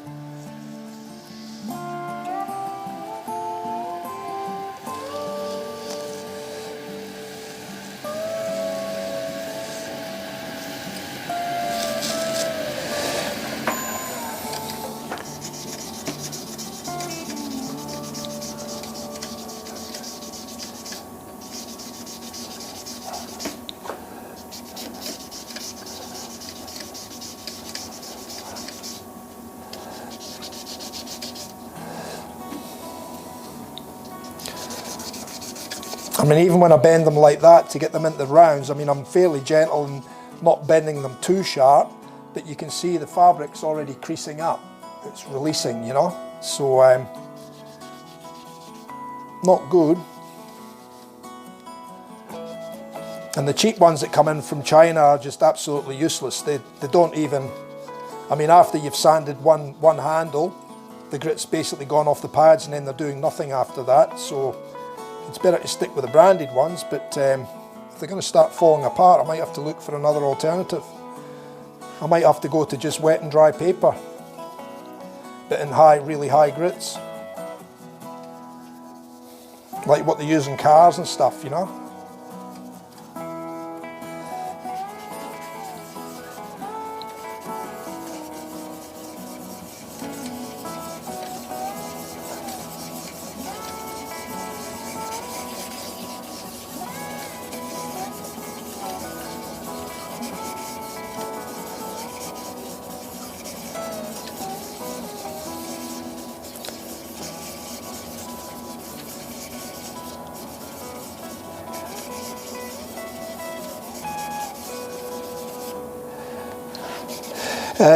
Brett, you can order these ones here, you can order these ones through a place called the Sandpaper Man. He has a lot of different types of sand. That's all basically his business is. He just sells all different types of sandpapers and you know, microfine polishes and stuff like that to go with the micro mesh. And he does normal sandpapers, wet and dry sandpapers, all different brands and makes. And he even does the metal ones, Marca, and what's the other one? There's another one as well that's like a metal, and it's got a like a fleecy back on the back, so it traps the sanding dust in the hooks on the back, and then basically you just blow it out and your sandpaper's like new again. It's actually like a wire mesh, but it's very good stuff, but it's quite pricey too. But these are great if you're just rubbing something up and sanding them up, or, you know, to polish them to a nice fine finish, you know. But it's a bit disappointing that they're falling apart so soon.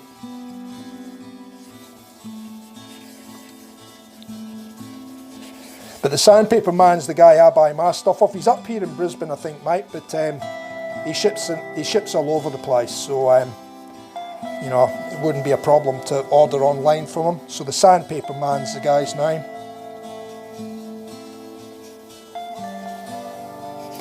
They're the best you can buy though, mate.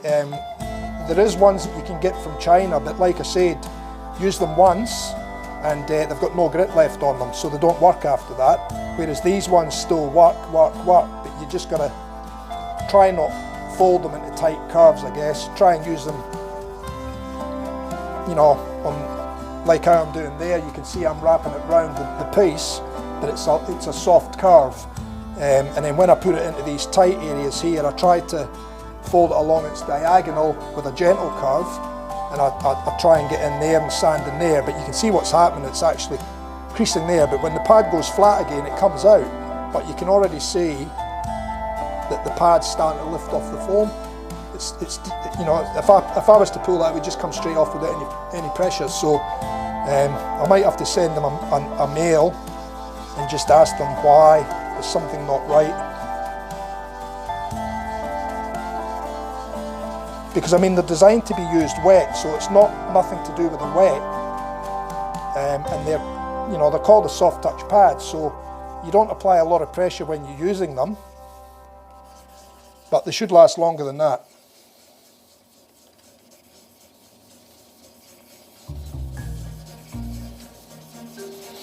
Yeah, well, that's the ones I used to get my, I can get them from the local place here. I mean, I used to stock them and sell them myself. But I used to have these ones, and I used to offer the Chinese ones as well, because the Chinese ones were a lot cheaper, but they were just rubbish, mate. They didn't work well at all. Not compared to these proper micro mesh ones anyway. These are the branded micro mesh.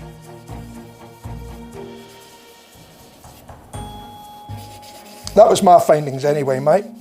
So if you found something different, then good.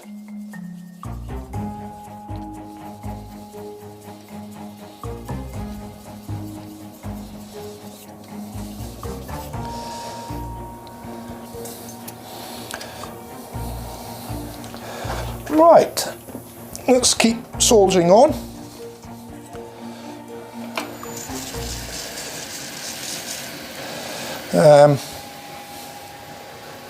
Let me just see what I'll do here.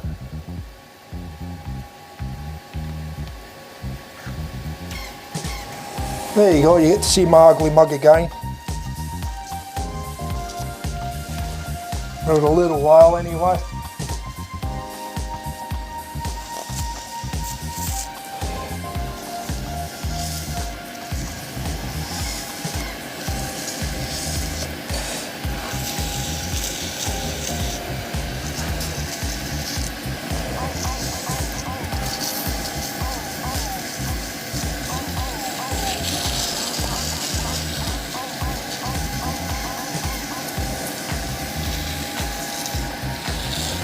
So I think tomorrow's stream is the last of Serjan's hybrid blanks.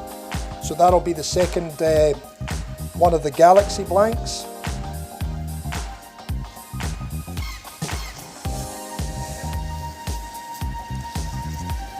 So that'll be tomorrow night's stream. That's you know, the dark blue purpley type one.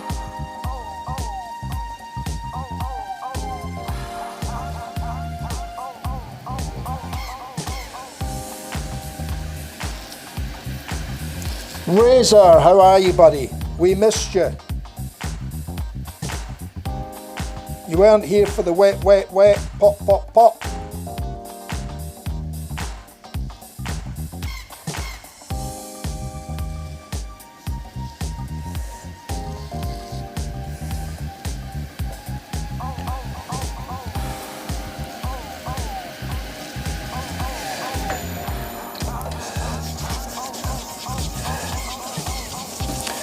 It's all right, mate. Grey Dog stepped in your place. Grey Dog done the wet, wet, wet, pop, pop, pop.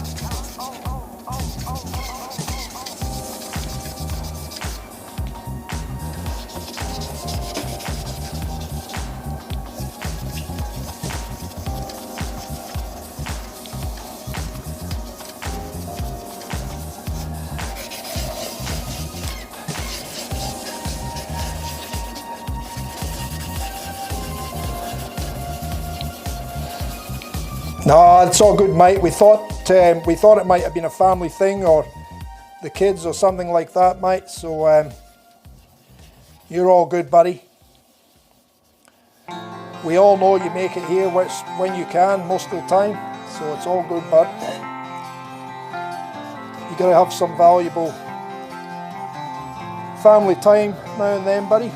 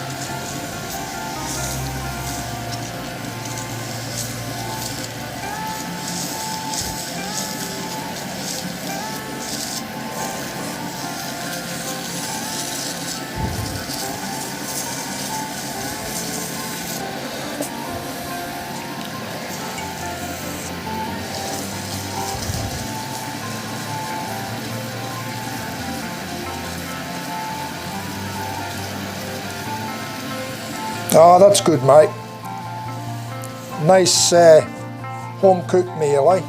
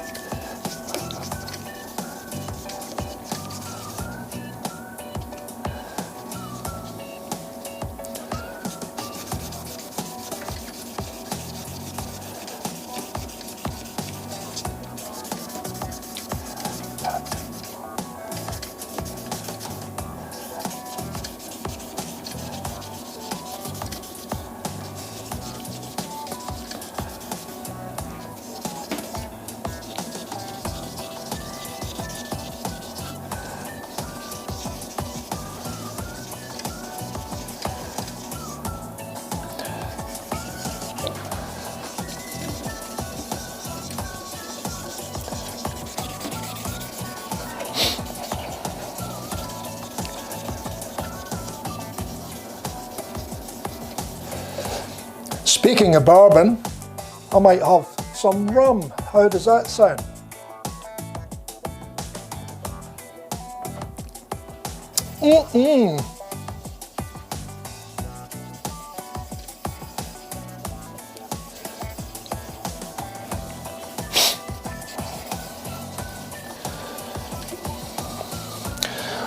Beef ribs with veggies and zucchini, that sounds nice as well.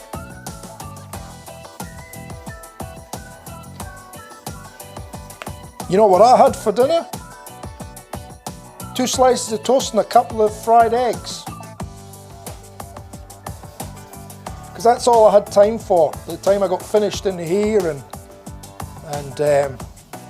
from the stream this morning, cleaned up and then started pondering over what I'm going to do to set this other lathe up and set all the video gear up and how I can make more space in the workshop. And by that time it was almost time for me to start thinking about streaming again. So the good girl put on some toast and fried me a couple of eggs because that's all the time we had. But I'll have a nice cup of coffee and probably a couple of slices of toast when I get in after the stream. So that'll keep me going till tomorrow for brekkie.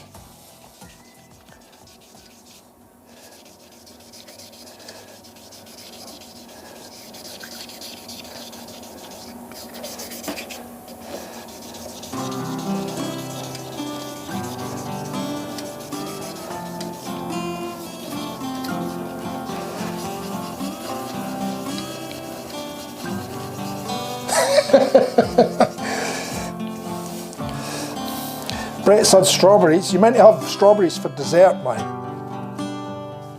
Aye?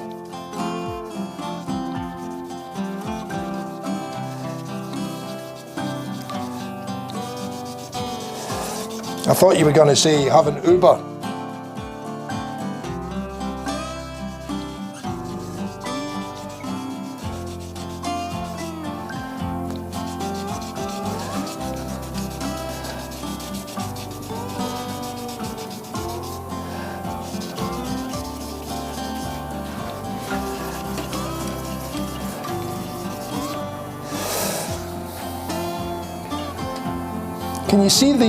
Can you see the greeniness in this, and then the deeper blue? It's quite unusual. I've never had one of these ice fusion blanks like this one.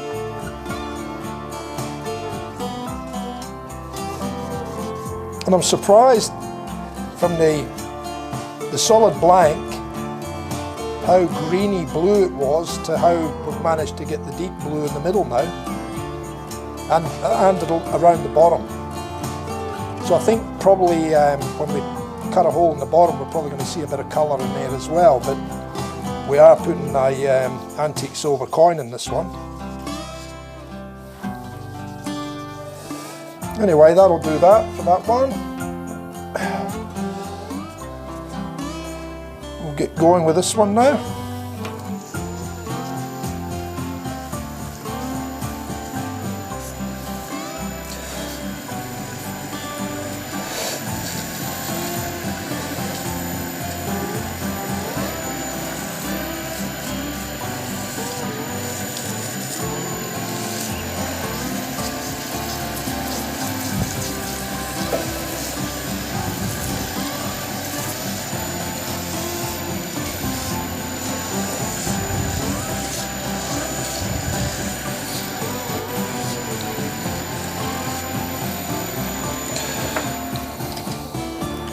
Yeah, like a box of chocolates.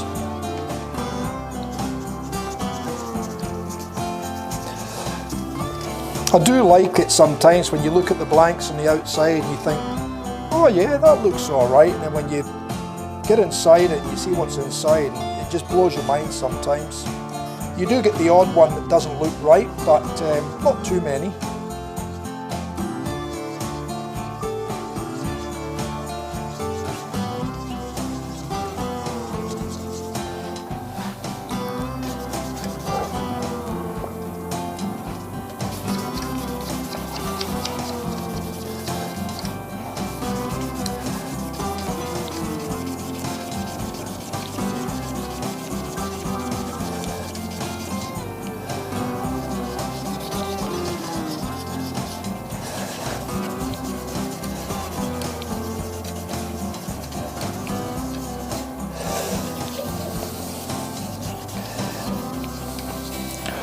There's Razor. Pop, pop, pop, pop.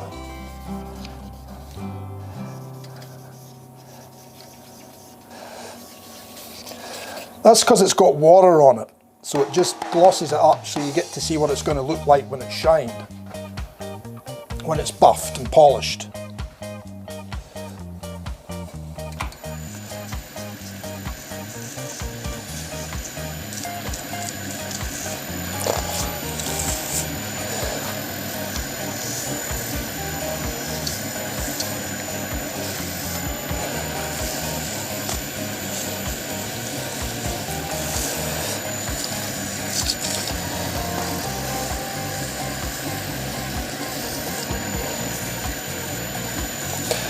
So you can see the dusty water coming off. So I mean the pads are cutting well, they're doing the job.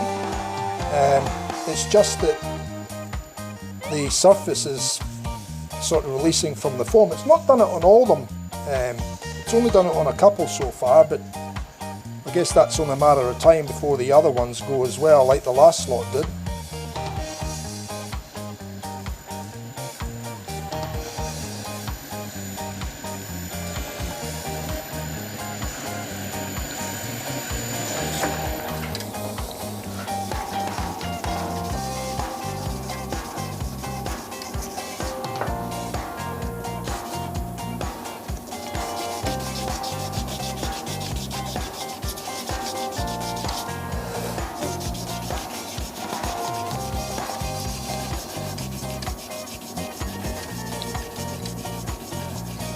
Yeah, no worries, Sorrel, mate. Thanks for dropping in, buddy. We'll see you when you come back in. Thanks, mate.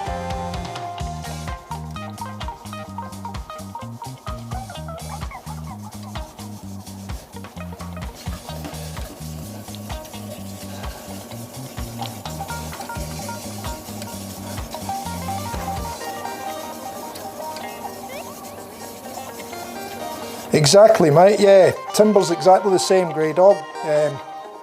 You know, you can look at a piece of wood on the outside and it doesn't look nothing special. When you get inside and you just go, wow, you know.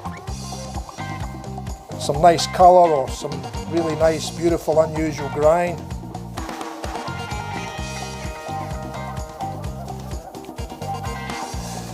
Mother Nature, at her finest.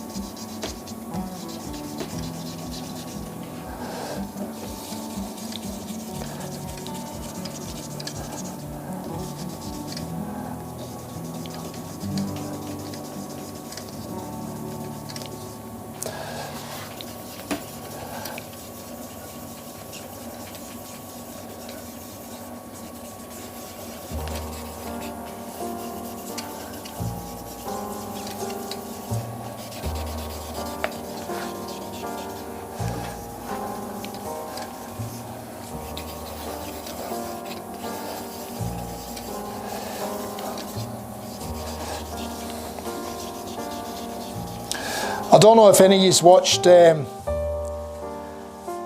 shaving with Chief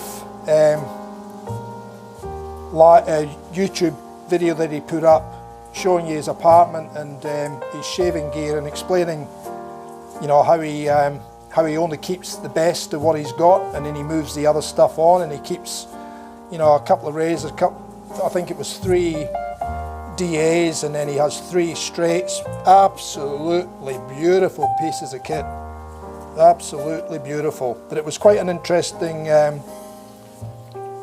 video, just hearing how he manages his shaving gear, and not for everybody I suppose, but yeah, it was interesting. It was a good video.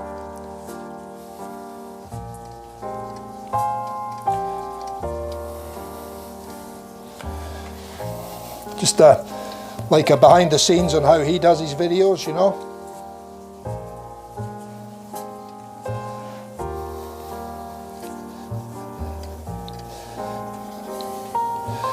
Okay, last soft touch pad, fellas. Then we'll take her off the lathe, we'll turn her around, pat her off, finish the bottom, buffer, set the coin, and we're done.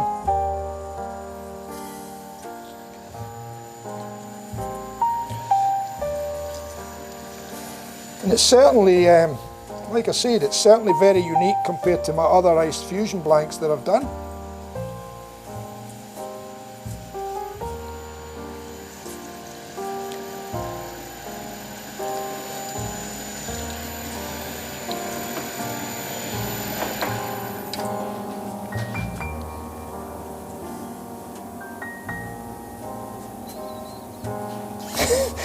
Yeah, I've heard that one before, Brett.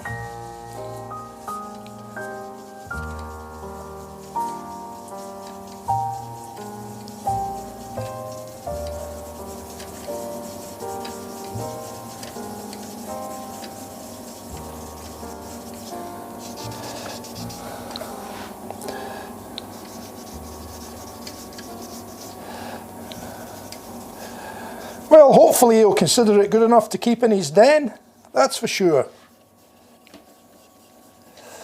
Especially with the rhodium in it.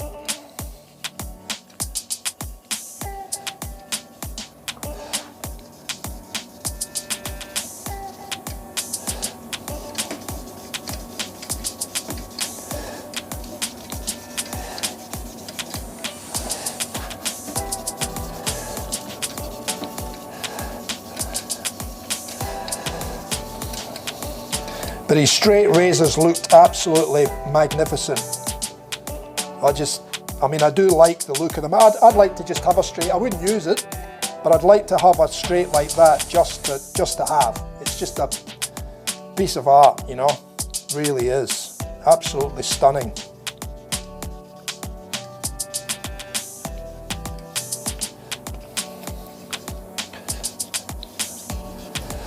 All right, that'll do that, fellas. Get rid of that bowl of water for now. We will need it again in a little while. Just give the lathe a wipe. Get rid of any excess water. Sorry fellas, leaning over the camera there. Oh, there's my little bloody sponge pad there, look. Aye, fancy that. Right, get a clean paper towel, lying in front of my eyes the whole time. I must add a man look, eh? Well, that's what I would have been told anyway.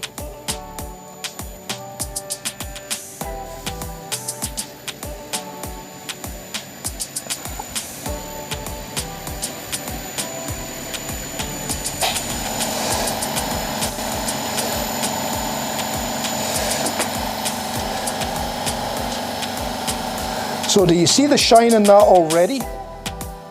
And that's without going to the buffer. You wouldn't get that finish off any product from Bunnings, Sam.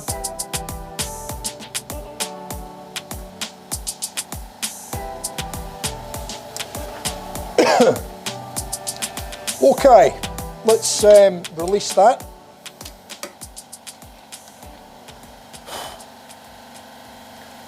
So there she be.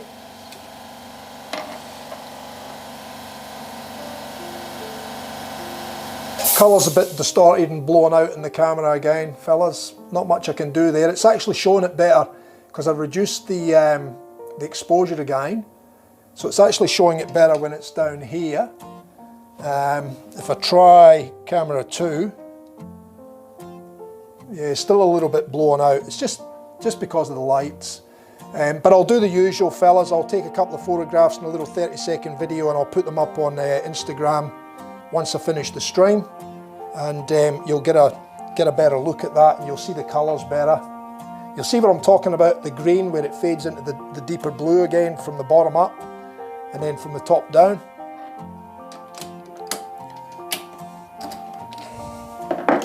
It's just obviously the way the colours have mixed and gathered in the pour, you know.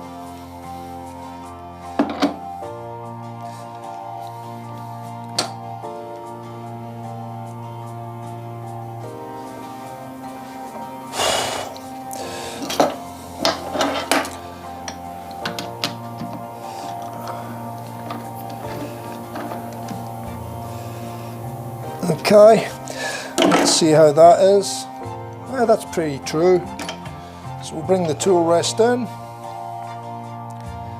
We'll drop the handle right down. Bring it in so we clear the chuck and clear the blank. And then we'll bring the tailstock in and just give it a little bit of security. Lock that off there. Bring that in, lock that as well, and then I'll just nip up the chuck a little bit more.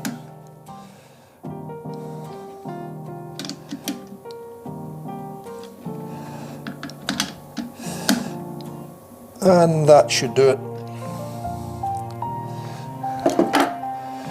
Okay, so we'll slow it down, start her up. You can see the switch is working again on the lathe, fellas. I gave it a good blowing out. Took the side cover off and gave it a good blowout, so it seems to have freed the switch up again.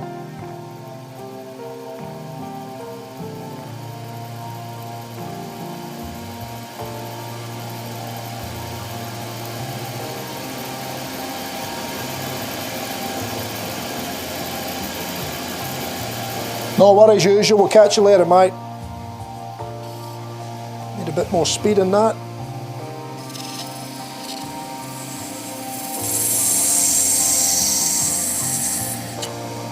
We'll get rid of that so I can see what I'm doing again. We'll give it a bit of a clearance cut now.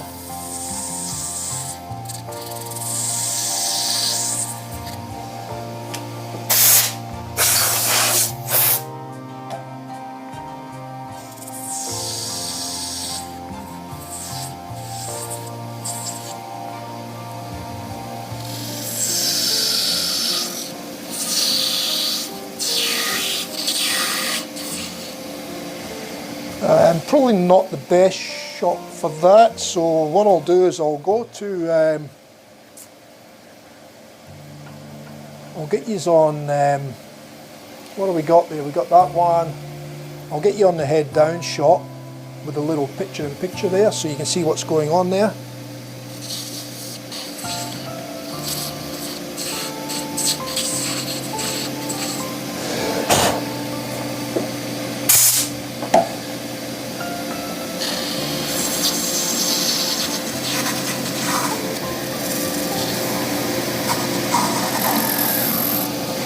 And there we go. We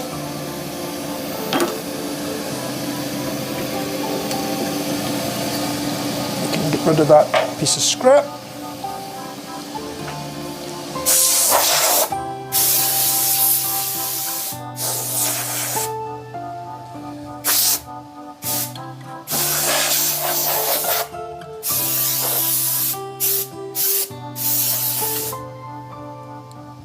So we'll get that out of the way for now.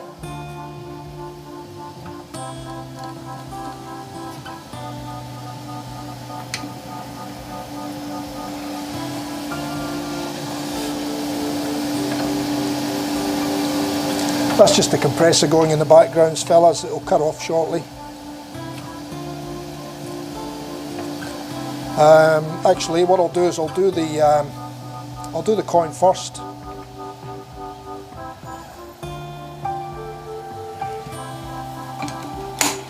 So we'll take the live center out, we'll put the drill back in it, lock that off.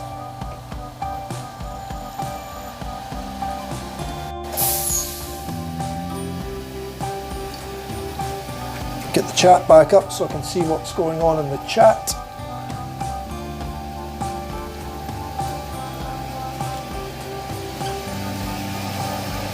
Yeah, I mean, it's even in this morning stream, mate, Google Chrome, since I've dropped Google Chrome and went to Microsoft Edge, that's what I had on the computers, on the laptop, so I thought, well, I'll just try it, and so far so good. There's been no issues at all. So it was obviously something that Google Chrome had done, whether it had been an update or something like that in Google Chrome, or whether it was another application in Google Chrome, I don't know. But Microsoft Edge seems to have taken it away altogether, so I'm all happy with that. Let's hope that Microsoft Edge doesn't update and do something as well. Because then I'd have to just try Firefox. And then maybe go back to Google. They might have fixed it after that.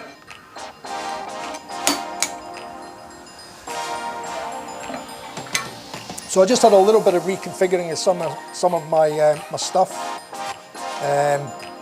to do on Microsoft Edge. I was able to import a lot of stuff over from Chrome, so that was good. We'll just see how we go. So I'm just going to use the spindle gouge just to, oh, here we go, here it's playing up again. Spoke too soon, didn't I?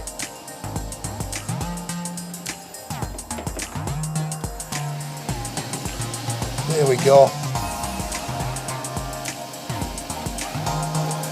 Okay, we'll just gonna just bevel that in a little bit.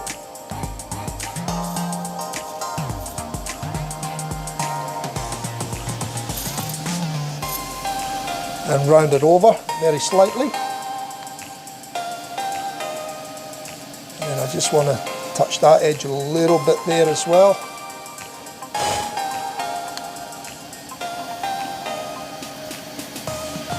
And then we'll do the rest with sandpaper, I think. Okay, so we're there.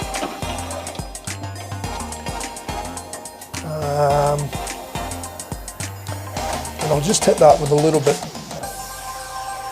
fine sandpaper. Just very gently, nothing too gritty.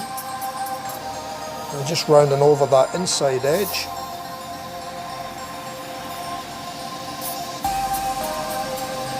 And then sand that bottom face.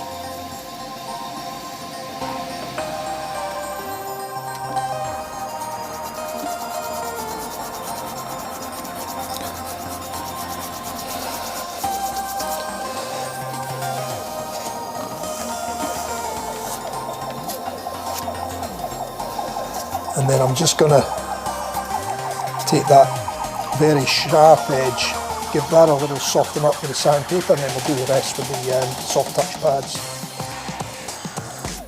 so that it feels nice in the hand.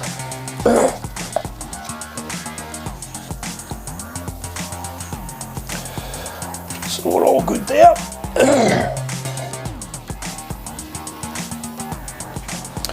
So very quickly, this doesn't take too much time, fellas. Just a case of putting the finish on the bottom.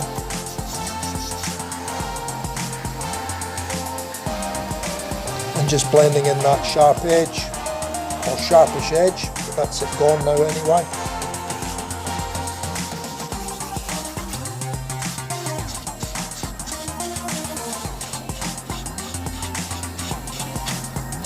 Oh, just some of my settings for other well, the favourites and all that came over, but there was just a couple of things I had to manually pull over,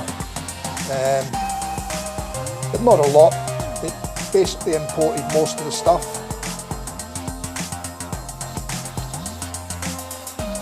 But it's all good now anyway, everything's done, so it was no big deal. And Windows obviously had done an update as well, so it could have been something related to the Windows update as well, because I noticed that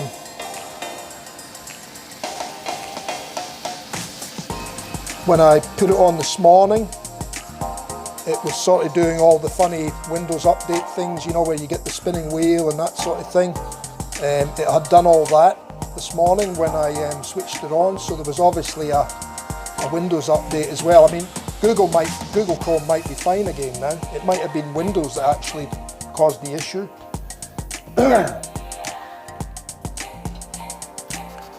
Then after that update was done, I was watching a couple of YouTube videos, and the sound went a bit funny. It was like crackling and playing up, and I thought, oh, here we go. Anyway, after it had done all its stuff that it wanted to do, I shut it all down and restarted it, and then the sound was fine after that. So it could have been a Windows thing as well, maybe not necessarily Google Chrome. I probably shouldn't pull it to bits at this point, because I don't really know whether it was that or whether it was Windows, to be honest. So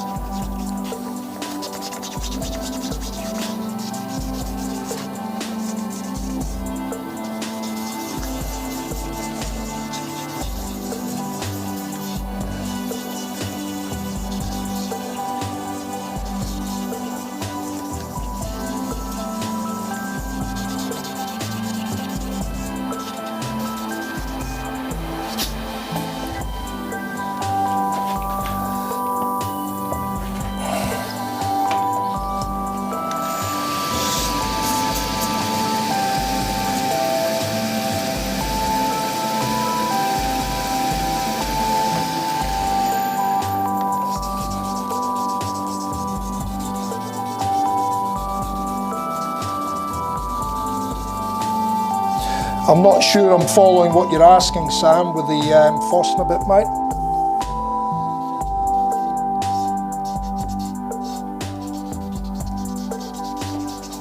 The point's to keep the bit centred when you drill, because if you didn't have that point, then the bit would want to move. It would want to go out around and move all over the material and do all nasty things. So the point's there as a guide to actually guide the bit in and keep it centred. That's what the point does, if that's what you're asking.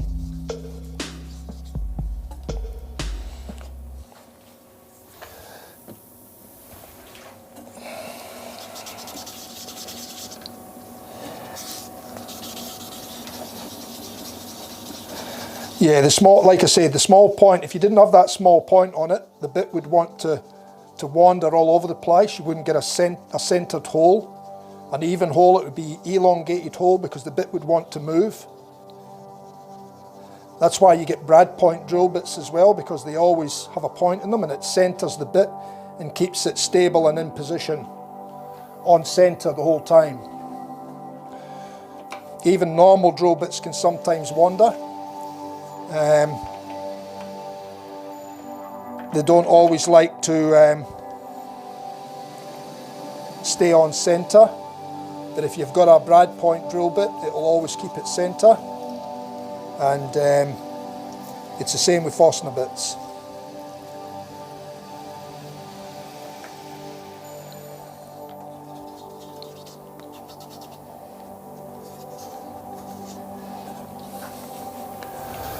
Okay, the last wet, and then we'll take it over to the buffer. We'll give it a buff up just to put a bit more shine on it.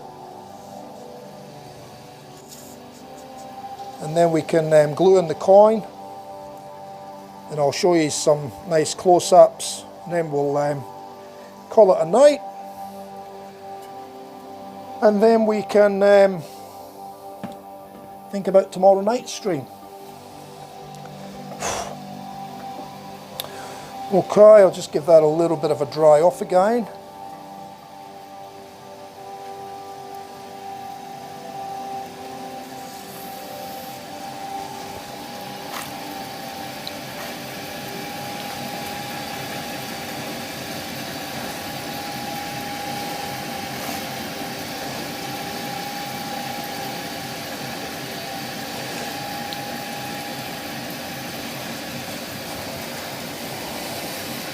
So what a lot of people do, if you've got a light grey dog size, if you've got a transparent handle, what you can do is you can get a second Forstner bit of the same size. So you start your hole with the Forstner bit with the point on it, and then you drill in so far, but not too far, and then you get your second Forstner bit and you grind the point off it, and then you can go in the second part of that hole with the Forstner bit that's got the point ground off it, and then that way you can get a flat bottom on your in your transparent handle with using a Forstner bit. That's one way to overcome that point in a in a blank that you can see and you don't want to see the point coming through. Okay, well I can release that off there now. We'll take it over to the buffer. It's like I said, it's very unusual for a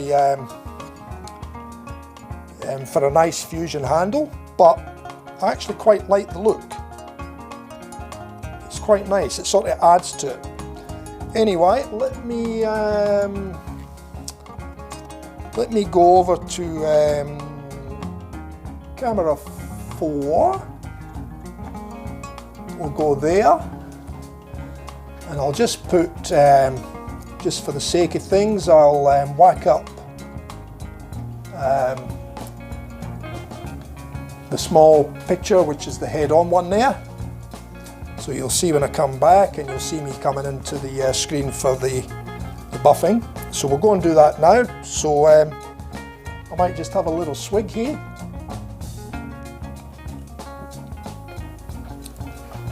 Oh, that's nice. I like that. All right, let me go over to the buffer and we'll see you over there, right? Follow me. Okay, so what I'm going to do is I'm only going to use the finishing pad this time, and I'm only going to use this one, which is Fabulosa.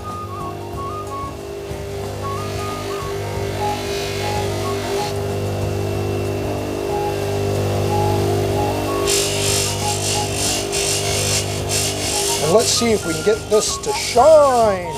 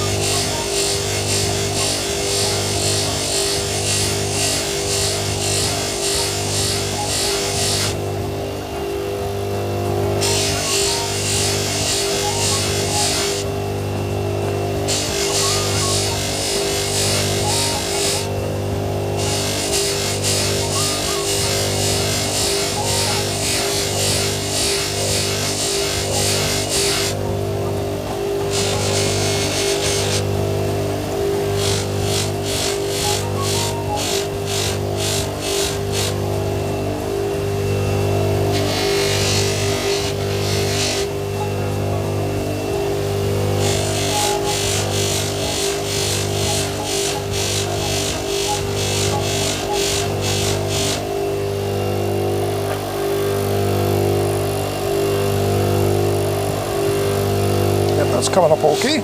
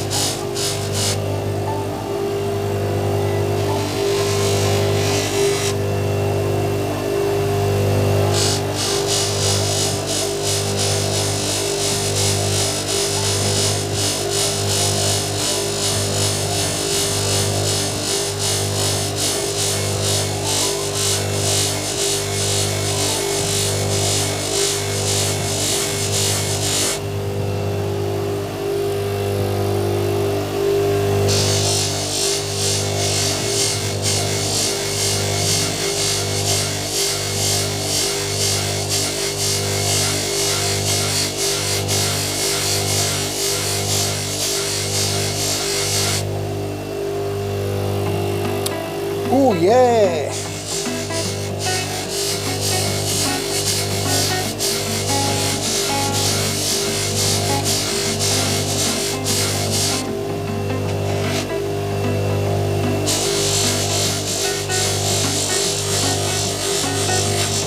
Sorry, I just got to get my back to you, fellas.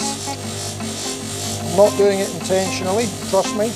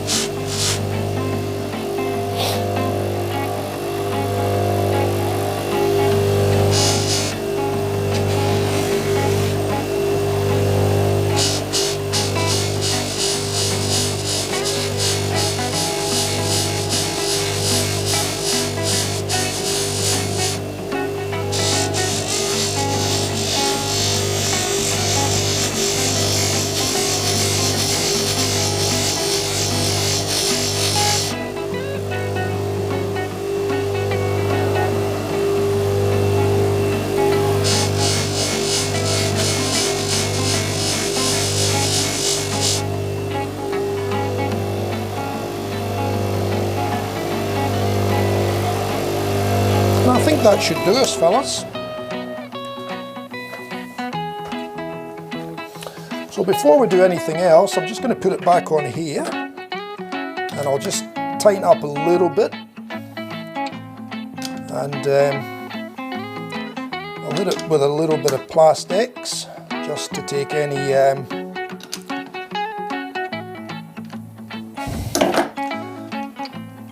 buffing compound off it.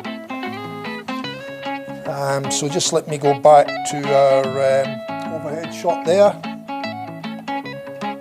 and I'll zoom that in a little bit. There we go. I'll give this a good shake. Pardon me.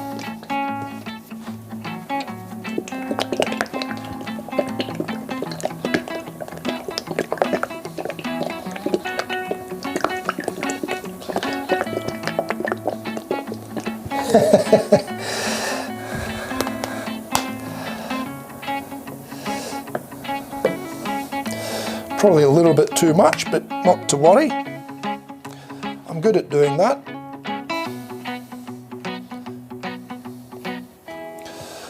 Okay, we'll put that aside. We'll just give this a little bit of a rub in.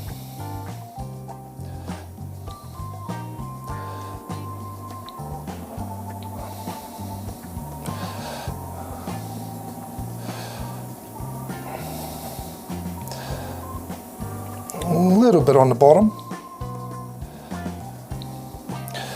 And then I'll get a clean paper towel and we'll give that a light bit of a buff off.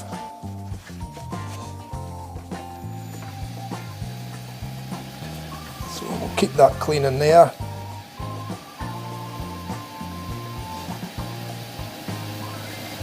So very lightly just to work the polish paste into the resin.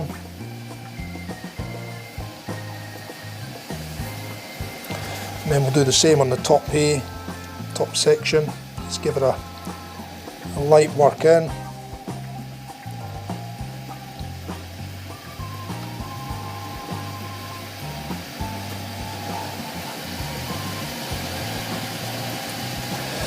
And then we can change to a clean part of the paper towel. A bit drier. We can speed it up a little bit now and just work that polishing. Trying not to catch your knuckles on the chuck.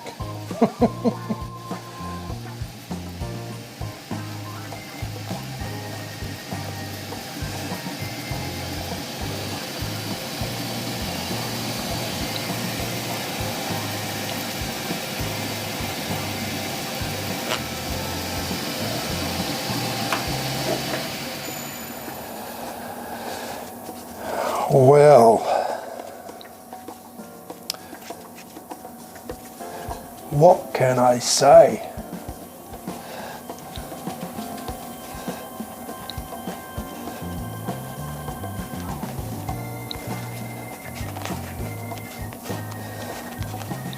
Anyway, I could stand there all night admiring it. Let's crack on, eh? So we'll take that out of there now. Sit it there out of harm's way. We'll release this chuck.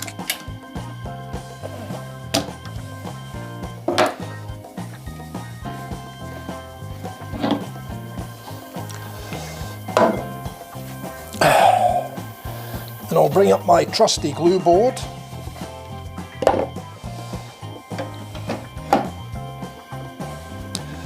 I'll just move that around out the way for now.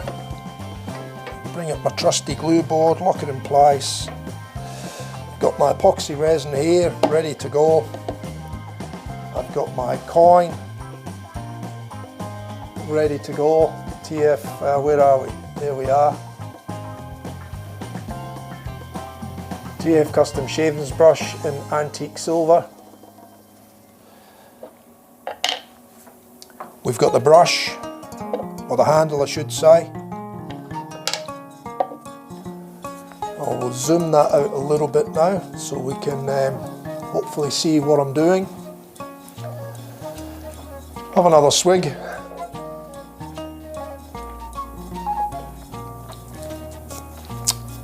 Mixing stick.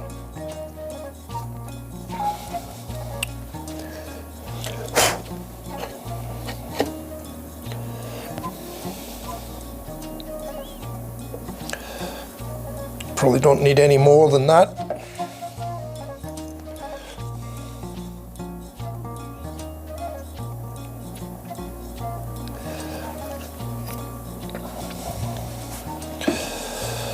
And we'll give it a little mix up.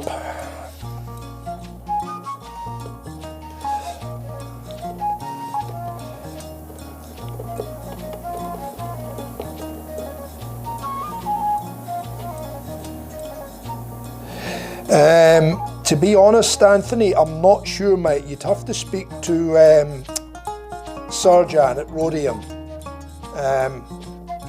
What I do with with my handles that are getting rhodium knots in them is I normally give a price to make the handle, and you get your choice of if you want one of my medallions in the bottom of the handle, and then what happens is I send the handle down to rhodium, and he actually makes the knot, finalises the knot to suit the handle, even although he gives me the dimensions, but he still fits the knot and sizes the knot to the handle. He'll set the knot in place, and then he posts the knot off to wherever you are. So my part is done when I make the handle, and then I express post in our local postal system here to Sir John, the handle, and he does the rest from there, mate.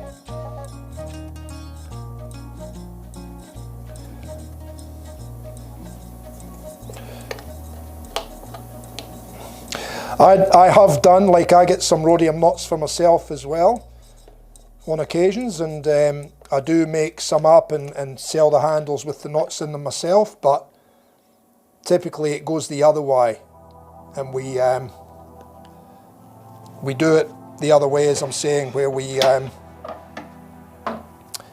I send him the handle and he does the knot part, and he'll price you for the knot and the postage to get it to you. So that's how typically it works. Okay, now what I'm going to do is I'm going to put this chuck in, because I do need to press the coin in a little bit. The glue's stopping it going in. So I'll do my usual trick here, and I will press it in before the epoxy goes off. And I'll use this paper towel. Just works absolutely perfectly. The shaft size on my tailstock is exactly the right size to fit into that hole for the medallion. It just works beautiful. So I'll bring that up now, lock it there, and then we'll just bring this in, and it'll push the coin in for us to the depth that we need, which is flat in. And if there's any excess glue, then just wipe it off after. And it only needs that press. Once it releases the air from underneath, because the glue's around the perimeter, once it releases that air, then you can typically take this away, and the coin stays in position, like that. And then I just wipe any excess away. So now I can remove that again now.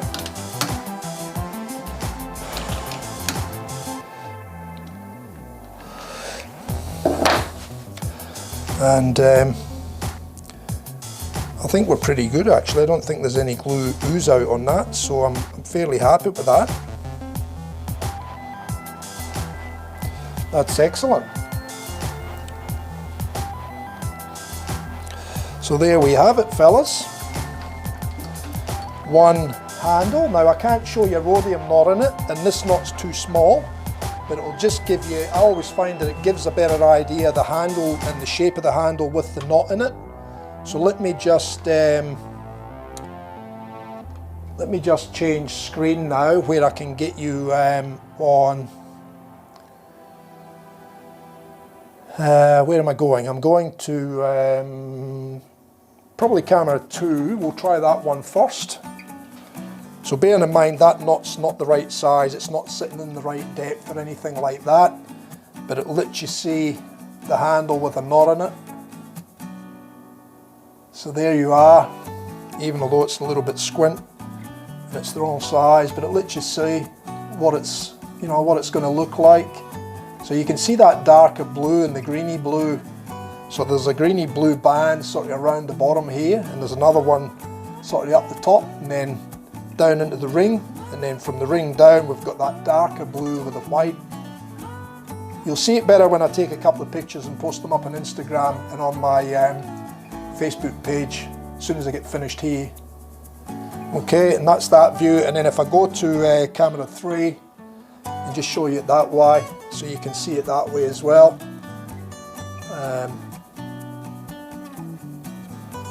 So you can probably see that blue more in here now, and the greeny blue sort of round the bottom and round the top. So there you go, fellas. Another TF custom shaving brush. And there's the medallion in the bottom. Fits in there just nicely. And you'll see if I turn it on the angle, you'll see that it's recessed into the bottom, so we've kept the bottom so it'll sit nice and flat on anything you put it on. And we've got a nice shine polish to it now. So I'll take a couple of pictures of that as usual, guys, and I'll put that up on the channels. But that's us come to an end again, fellas. So again, thank you all for joining us in the stream again. Very enjoyable. Good to see some new people coming into the stream as well. And hopefully we'll be able to entice you guys to come in a little bit more as well when we start doing the Saturday morning stream, which will be a better time for you fellas over there. Let's see if there's anything in the chat that I need to respond to. Has anybody got any questions or anything?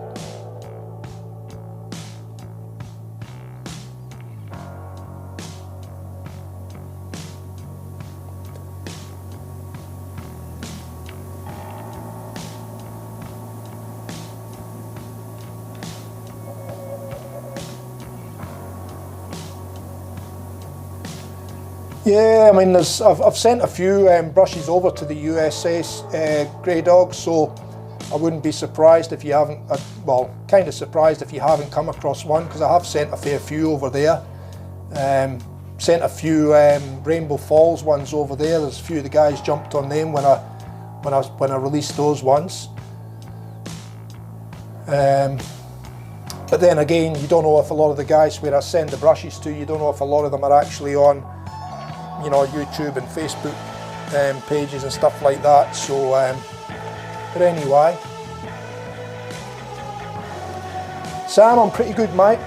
I'm looking forward to getting in the recliner though, and finishing my bundy, and maybe having a nice cup of coffee and a couple of bits of maybe toasting roasted cheese with a little bit of salt and a little bit of pepper on them. That might be my supper, just to make up for my light dinner tonight. Okay, fellas, I'm going to move into my screen here. I just thank you all once again, fellas. Thanks for coming in. I really enjoy having company in the streams. That's why I do it. Without you guys, I wouldn't be doing this probably, because it would be boring standing here on my own. So well done to you guys, and we'll catch you tomorrow night. Okay, so 7 o'clock normal time, 7 o'clock Australian Eastern Standard Time, and if you're available and you're around, drop in then, and we'll be turning this one, the deep purpley blue with the dyed barrel in it. It should be a stunner. Let me get it in that overhead shot for you, because it is pretty special. So there you are, that's looking in from one side. Then we've got the resin side there with the purple and blue spirals in it. And then you can see it coming around there. And then we've got burl to the back. So the knot's getting put in this end here, so it's actually getting put in the burl end. And then we'll have this down lower on the bottom section of the handle, so it should look quite nice. Anyway, that's for tomorrow, fellas, so tune in for that one if you've got a chance to do so. And until then, don't do anything I wouldn't do. Take care, and we'll see you all tomorrow night. This is TF Custom Shaving Brushes, shutting the shed door down. We'll catch you tomorrow.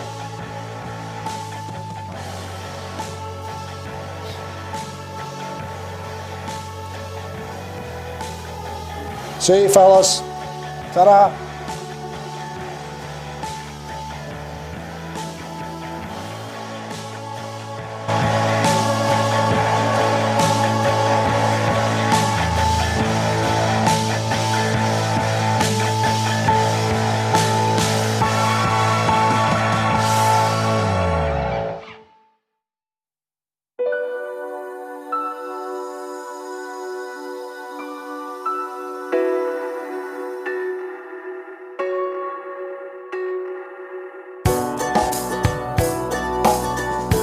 Bye.